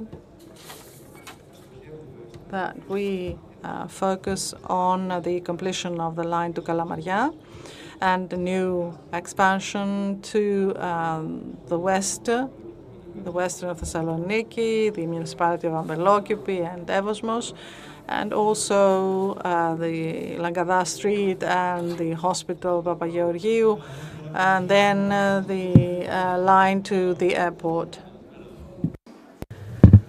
Good afternoon. Let me first thank the General Secretary of the PA, Mr. Siadimas, for the invitation. So we are in Thessaloniki. The regional railway has been extensively discussed already. Let's talk about this very important project, which has to do also the project that has to do with the connection of the western regional railway with the sixth pier of Thessaloniki. They are very important because they affect both cargo transport and the commercial activities of the port. This is a unified project to access connecting the port and the western regional highway. The money has been secured from PA 2127, total budget 54.5 million. We are expecting the submission of the proposal very soon. This is a project that has begun through the competitive dialogue for many years, and the truth is we had this mistrust of the people about whether it will ever be completed. And we are here today to say that the B1 stage has been completed. From the economic bodies we have received the various proposals, which are now being matured. In October, we will have the tender documents that will be submitted to the managing authority for a check. The cadastral studies have been completed. Yesterday, the last portfolio amendment for the 5 environmental projects was submitted for the licensing of the project, and our schedule states that by the end of the year we will have signed the contract with the economic body, and in the first quarter of 2026 the project will start. The regional railway has 7 new stops and related projects that will include various shelters, parking sites, and jetties, and this will help the daily life of the people of West Thessaloniki to have a quicker access to the center. Also, through the connection with the railway station, which is also connected to the metro, we thus give to the city of Thessaloniki and West Thessaloniki a network of urban transport that is indeed combined, allowing people from one side of the city to move safely to the other and quickly. Also, you can understand the benefits which are great for the whole of the city and its citizens, because the traffic congestion will be reduced. From an environmental perspective, we will have a cleaner air. The port will also be able to develop, and we will have greater speeds, increased capacity, and Thessaloniki will become a commercial hub for the Balkans and Southeast Europe. So this is a great boost for the citizens of the city and the economy of the whole of northern Greece. Thank you very much indeed. Thank you. Mr. Pallas will be closing this panel. Before I come to you, we have young engineers listening to us who are interested in the railways. We have here Malamatenia Reali, who is a student. Young people, therefore, who come and hear about how the metro is operating and the railways. This is a specialty. They want to work in this field. And there's a lot of road to cover, yes, and we do want young people with a new law introduced, and we thank the Ministry for providing tools and flexibility in order to hire people who are better paid, and we also want to collaborate with universities in order to absorb staff from there as well. To conclude, there are other projects in northern Greece which are very important. The connection of the Kavala port, the port of Alexandroupoli, and with PA financing, we are completing the signage for the Thessaloniki-Idomeni road. Also, as our minister mentioned, Mr. Kyrianakis, I would like to confirm that Thessaloniki will have a regional railway in Syndos and by December.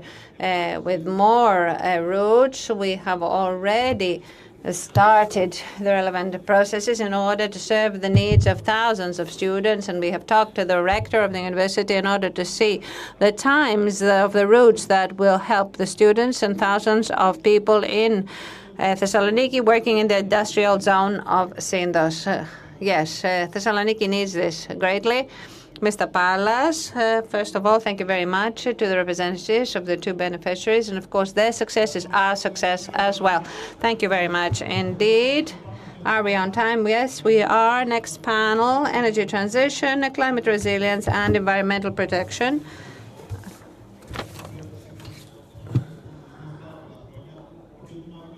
So let me invite Mr. Nikos Mamaloukas, head of the Special Managing Authority on the Environment and Climate Change and Civil Protection Programs, Mr. Kostis Sifneos, the Deputy President and Managing Director of Gas Trade SA, Mrs. Ioanna Kosmopoulou, Director of Agios Pavlos General Hospital of Thessaloniki, and Odysseas Katsakas, former Director of the General Hospital of Thessaloniki, Agios Pavlos. Please take your seats. Θέλω να σου πω, έχουμε και άλλα νέα παιδιά. Ο Χρήστος εδώ είναι πρωτοετής φοιτητής στο ΔΕΤ. Christos here in the first line is also a student in the Economic University of Athens. A lot of other more young people with us. So it's very good to have young people on this panel. There's a lot for them to learn. Let's start with you, Mr. Mamaloukas, now. So good morning, everyone. Rather good afternoon to all guests. The program, Environment and Climate Change, is a program with a budget of about 3.6 billion. I'm not going to say more details about it. This period, however, together with the Civil Protection Program and the Environment and Climate Change Program, these are basically addressing the challenges of our times. We are focusing greatly on energy efficiency, energy consumption, and energy efficiency and security. Also, the lack of water resources with proper water management, and of course, in tackling problems linked to climate change. So this slide here basically shows you what I have been talking about. Out of the total resources of the program, about 36% have to do with energy, 22% management of solid waste, which also a major challenge that we are looking at seriously for the first time during this programming period, and 17% which has to do with water resources, as the minister mentioned in the new regulation that is going to be revised soon. We shall try to redirect resources this way in order to deal with water scarcity problems. A very important project of this program is something that I'm now going to mention. Here you see the way the program is evolving, 70% approvals, and now major actions and projects. One, electric connection of Crete with the energy transport system of Attica, already in operation. Independent natural gas system of Alexandroupoli. Mr. Sifneas is going to go into this deeply. I have seen it personally being implemented. Very complex, very complicated, unique in Greece and potentially in Europe. Third, upgrading of hospitals. 67 hospitals with a total budget of 281 million. 44 million will be given to 10 hospitals in Thessaloniki for their energy upgrading. Upgrading in universities, interventions in water scarcity, water management, waste management, and liquid waste management projects.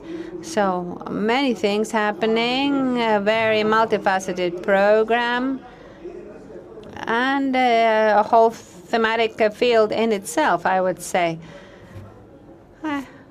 Well, we can repeat all this in Athens if you like, in order to cover everything. Now, what about the next speaker? Yes, Mr. Sifneos. Well, I have a short video that I'd like to show of only 2 minutes.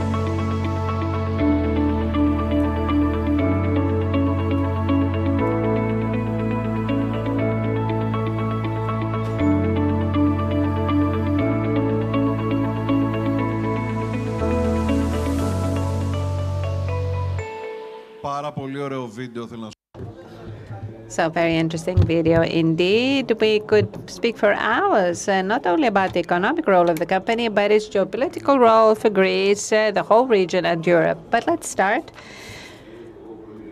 with your presentation. Yes, I'll be brief in saying that we can skip actually quite a lot of these slides. Here we have the opening of the projects and 6 heads of state. So it is a project which highlights regional cooperation and solidarity, making Greece an entry point for energy in Southeast Europe, upgrading the strategic role of our country as a whole. So this is a project of 500 million euros, of which 226.6 million have been financed through the PA, 178 million through the EPA program, the competitiveness program, 22-23, and from 24-25, another 48.3 million.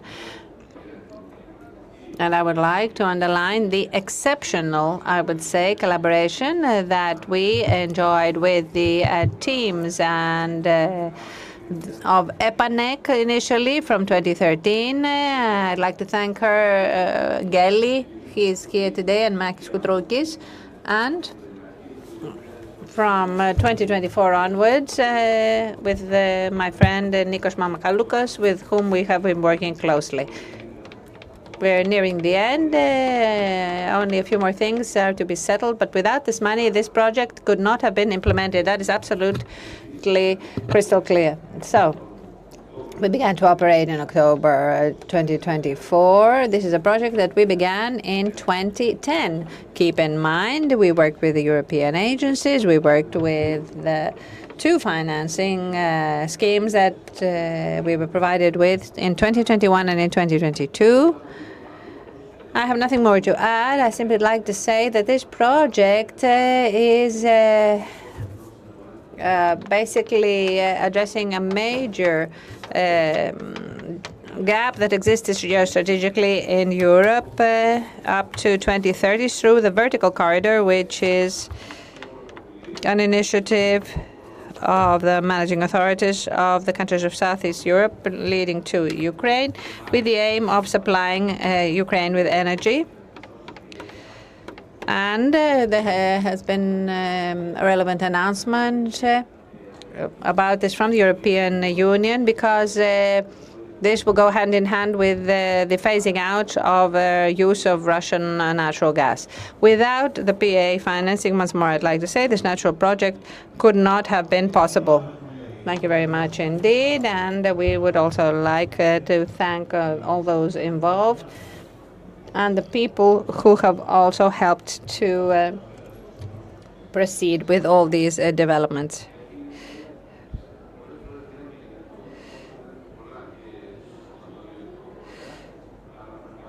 Yes, we often say a lot of things about the public sector and the private sector, but truly in this case, everything has worked exceptionally well.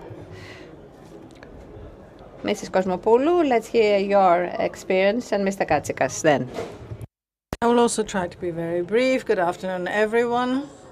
As the head of the General Hospital of Thessaloniki, Agios Pavlos, I feel great pleasure and honor to be here today in order to share with you a very significant step which aims at improving the services we offer to citizens and healthcare professionals, the energy upgrading of our hospital. This is not just a technical project, it's something that unites the past with the future, our hospital with the individual and society, etc.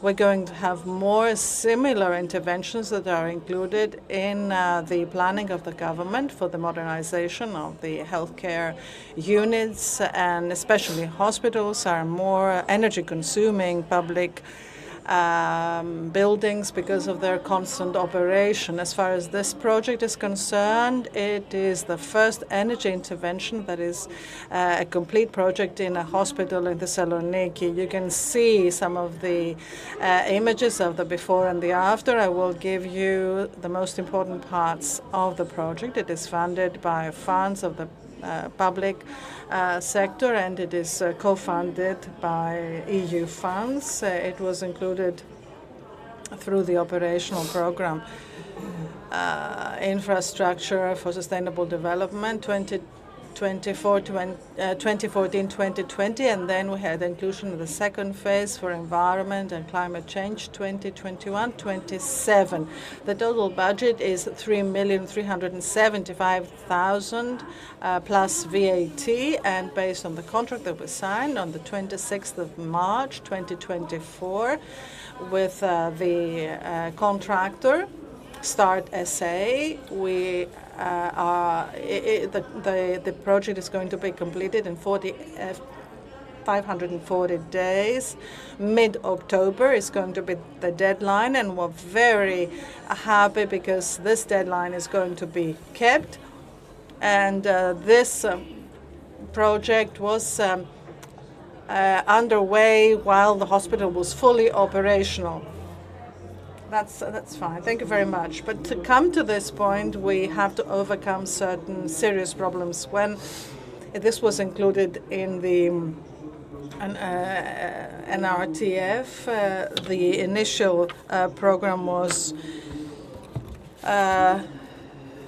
less than what was necessary later. We needed an extra million, and we managed to exert pressure and get this money and have the necessary funding. The second problem is who would undertake the construction. The region of Central Macedonia could not do that because they had many projects underway. So what helped us is we went to another public service that agreed to undertake this project. And the third was that we managed to include the hospital in the reconstruction fund, and we got money for an upgrading of the building. The energy upgrading together with renovation of the hospital were undertaken together, and this helped us really a lot because it allowed us to do things at the same time while operational. First of all, I would like to thank our speakers who gave us their experience, and I would like to finish with a wish. Since we are upgrading buildings and we have been constantly working with the local authorities, I would like to see the strengthening of the local authorities with staff and means, and also creating an institutional framework that will help us rather than raise obstacles. But I believe that especially for hospitals, the upgrading of infrastructure highly improves the daily lives of patients. Thank you very much, Mr. Kosmopoulou, Mr. Katsikas.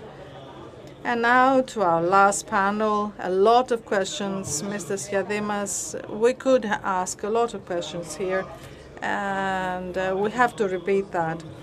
So the last panel, funding, prevention and readiness, Mr. Petros Evgenikos, head of the subdivision of the Civil Protection Program, Mr. Pantelis Korosiadis, who is head of the executive agency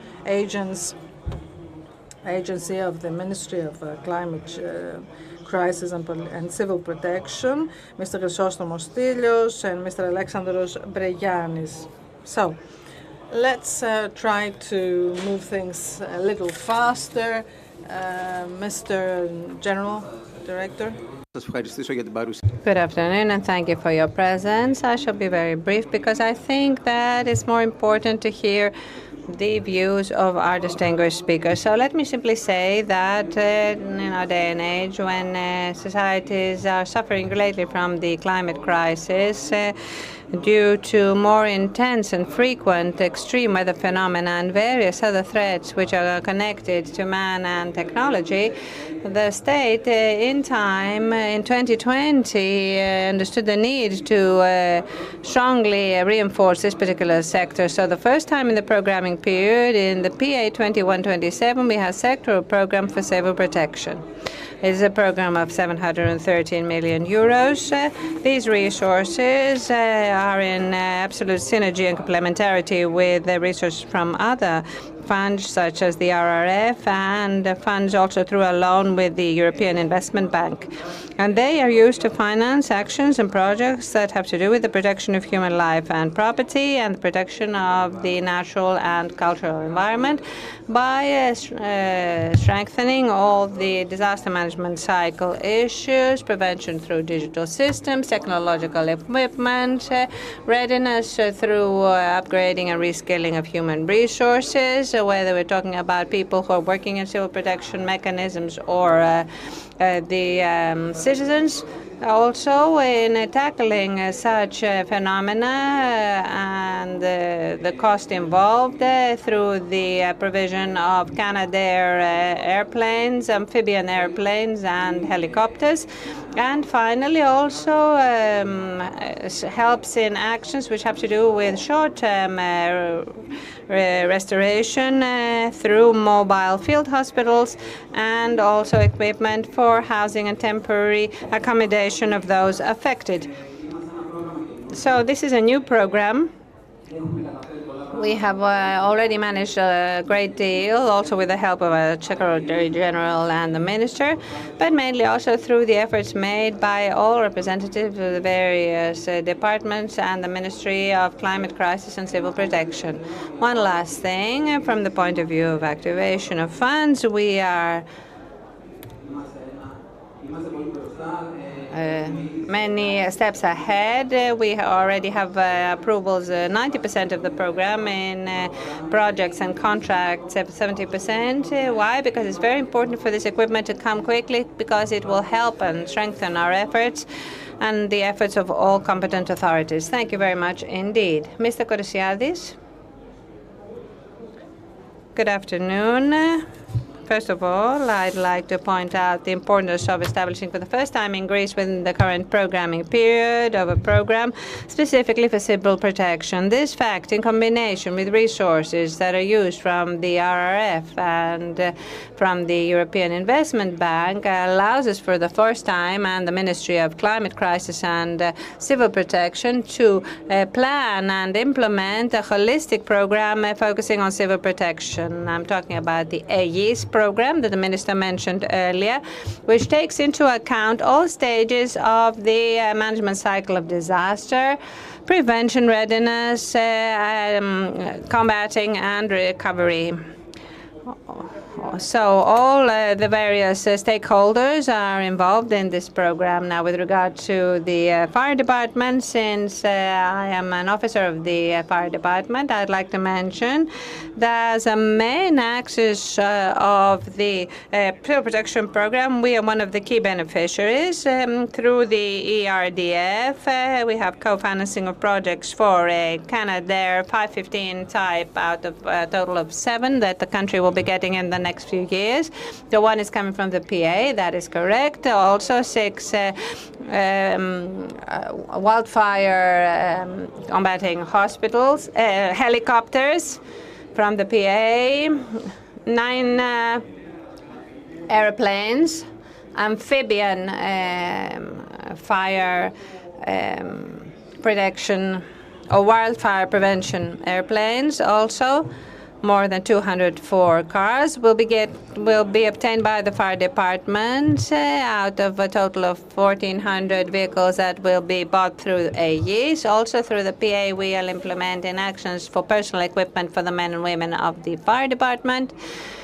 The added value, well, through these means, which have to do with dealing with natural disaster, we will have added value through strengthening the operational capacity of the fire department, upgrading its operations, upgrading, of course, the protection of the population, and helping in the effective management of natural disasters. Modern equipment means that we will have a more effective rapid response, less damage, and better protection of the lives of people and of assets. Also, in addition to these measures, the fire department is being strengthened in prevention systems. Through PA, we have a fire detection system that will be placed in residential areas, environmentally vulnerable areas, areas susceptible to wildfire. Also, 7 drones will be purchased for the supervision of specific areas. And to conclude, and also linked to my second capacity as a specialist in disaster management, I'd like to mention this. Taking into account the frequency and mainly the intensity of natural disasters occurring in the last few years, both in Greece and around the globe,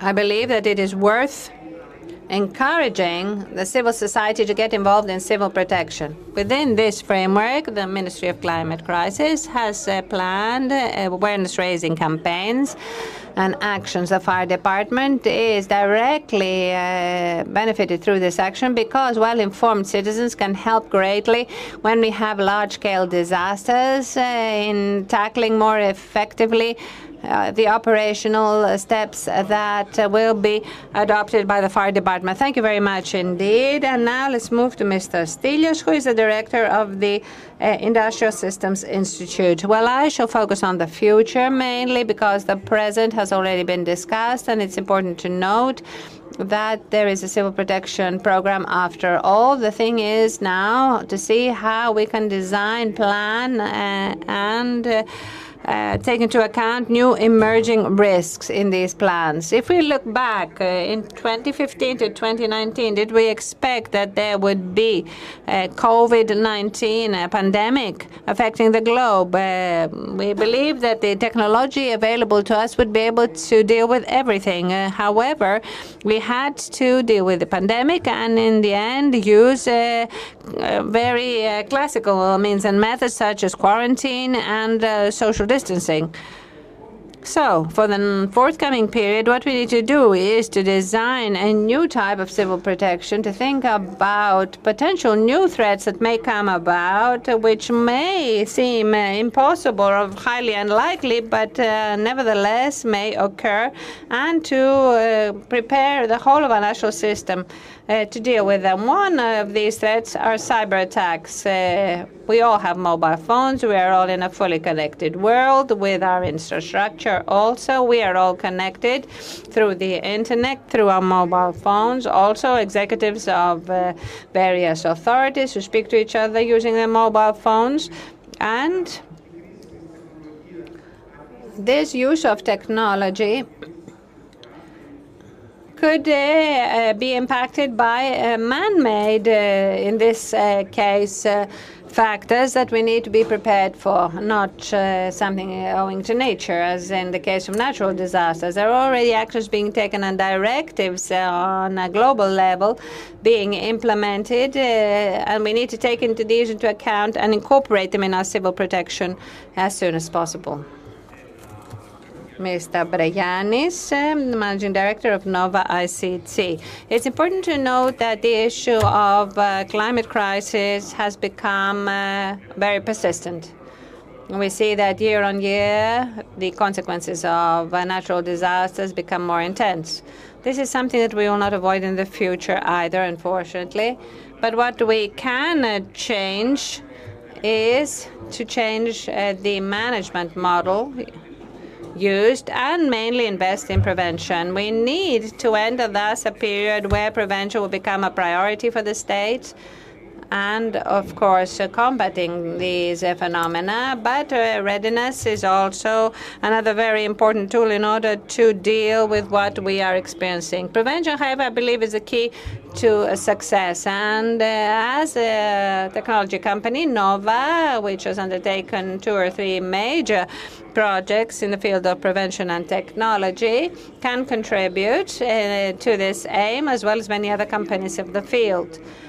Technologies are a tool, after all, that enable you to prevent occurrences. There are many early warning systems, measurement systems, field sensors, various applications that can inform people in time about evacuation, for example, requirements, and many solutions which are being developed by companies in Greece, by companies, by the university. We are here to formulate this ecosystem that can provide this added value to the state at the end of the day. So let me briefly mention now these 2 projects that have already been mentioned by our speakers. One project that started with the financing of the sectoral program we are discussing today is the National Crisis Management System, or the National Database, as it is known. In order to be able to deal with the natural disasters, you must have data, you must have the necessary information. So what do? We're creating a platform, a smart operational center that I would call it, which will be included in the Ministry of Climate Protection. It will be ready in about a year and a half time. It will allow us to collect all the information necessary in order to know who is where, both at the level of human resources and equipment, what vehicles we have, what the conditions are.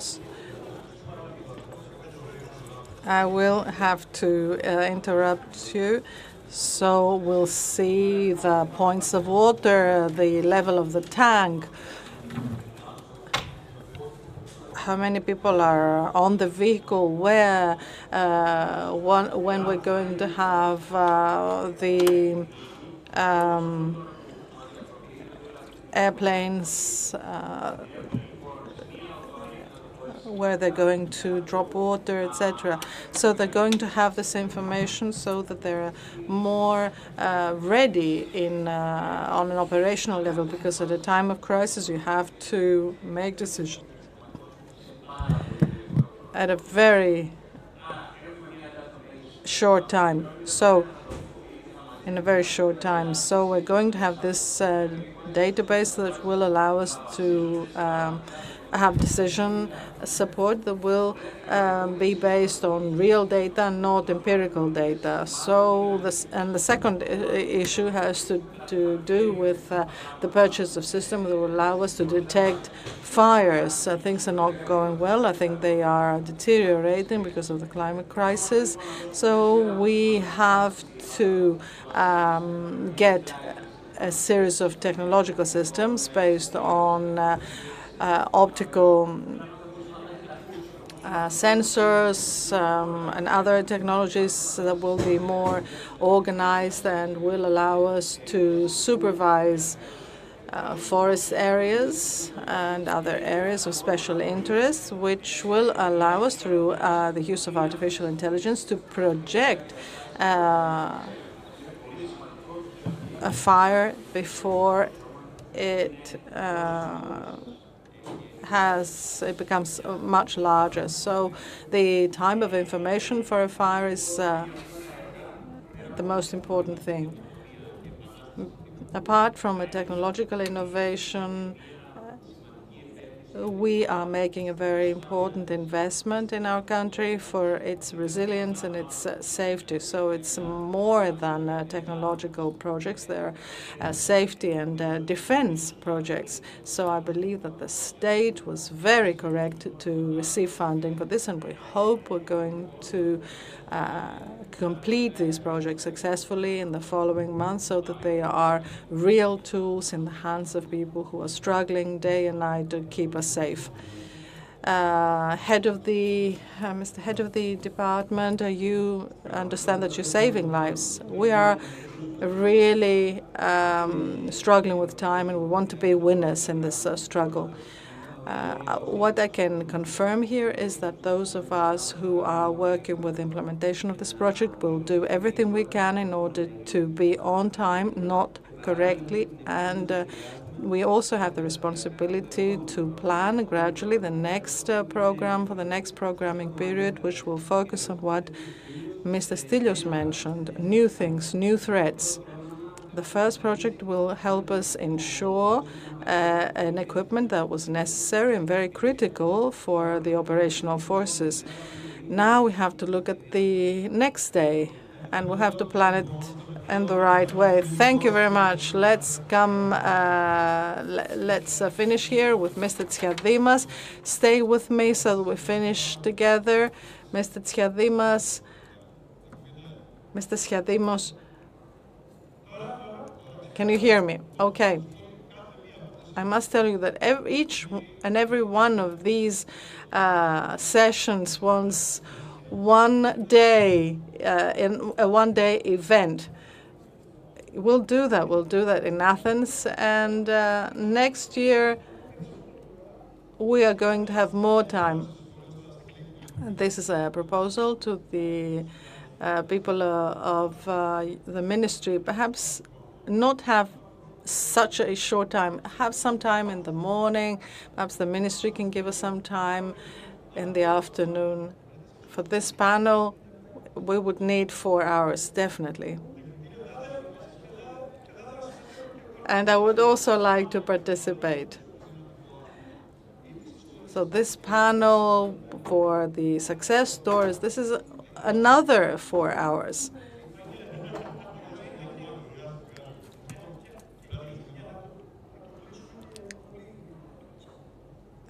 So very fast, let's start from the end. First of all, we had 3 very important things. We had, I think you said that, we heard that we have to encourage citizens, inform them, so that they participate in civil protection. This is very important. And at a time of crisis, people should know what they're doing. Because very often we've had accidents because let's go to see the fire, the flood, and many accidents happen. Also, what will impress you, Mr. Epiphantis, that we're going to buy Canadairs, helicopters, etc. So very important material and technical infrastructure. What Mr. Bregini said and the vision Mr. Filios put forward, that whatever we do, for example, the fire should be put off in the first minutes. We need sensors, we need mechanisms for the equipment to be coordinated that are provided by the platform that is underway. And we also need something that is very important, that is aligned to the new regulations. Europe, when revising its programs, is asking us to go to directions of dual use because we have military applications in civil protection. So this is very important, and we should do it now. And then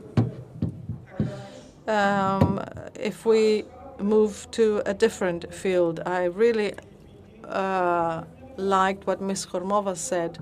There is a platform where they track their graduates in their career, where they work. So we have very tangible results and information. We can have feedback for a review of our curriculum. I also have a PhD and know that how important funding is for the acquisition of academic teaching experience, because it allows people who hold PhDs to have necessary experience to become academics. Flight simulation, also very interesting, how it allows you to, this practical skill allows you to become a better professional. The lady who worked for ESPA, for the PA in the beginning, she said that it really protected she was a beneficiary. She said that it really protected my business and the survival of my business. So you can understand the significance of this funding in SMEs. The Metro of Thessaloniki, this was a project funded by the PA. Mr. Kureta said that we have 120,000 monthly cards, and we had a drop in road traffic by 15 to 18%. And when we have the regional railway and the expansion to Kalamaria, we are going to have further improvement of traffic conditions in the cities and also improvement of the port facilities. Finally, did I miss something? I did miss something. Mr. Mamalungas, you had discussions with the previous director of the hospital who said that the regulatory framework needs some changes so that these projects are implemented at a faster pace. I would like to finish with something, and I would like you to applaud for my directors. We keep what the gentleman from gas rate said, Sifneos, who said that such a cooperation with the public sector he has not experienced in the past. So congratulations to all the administrative staff. Thank you very much.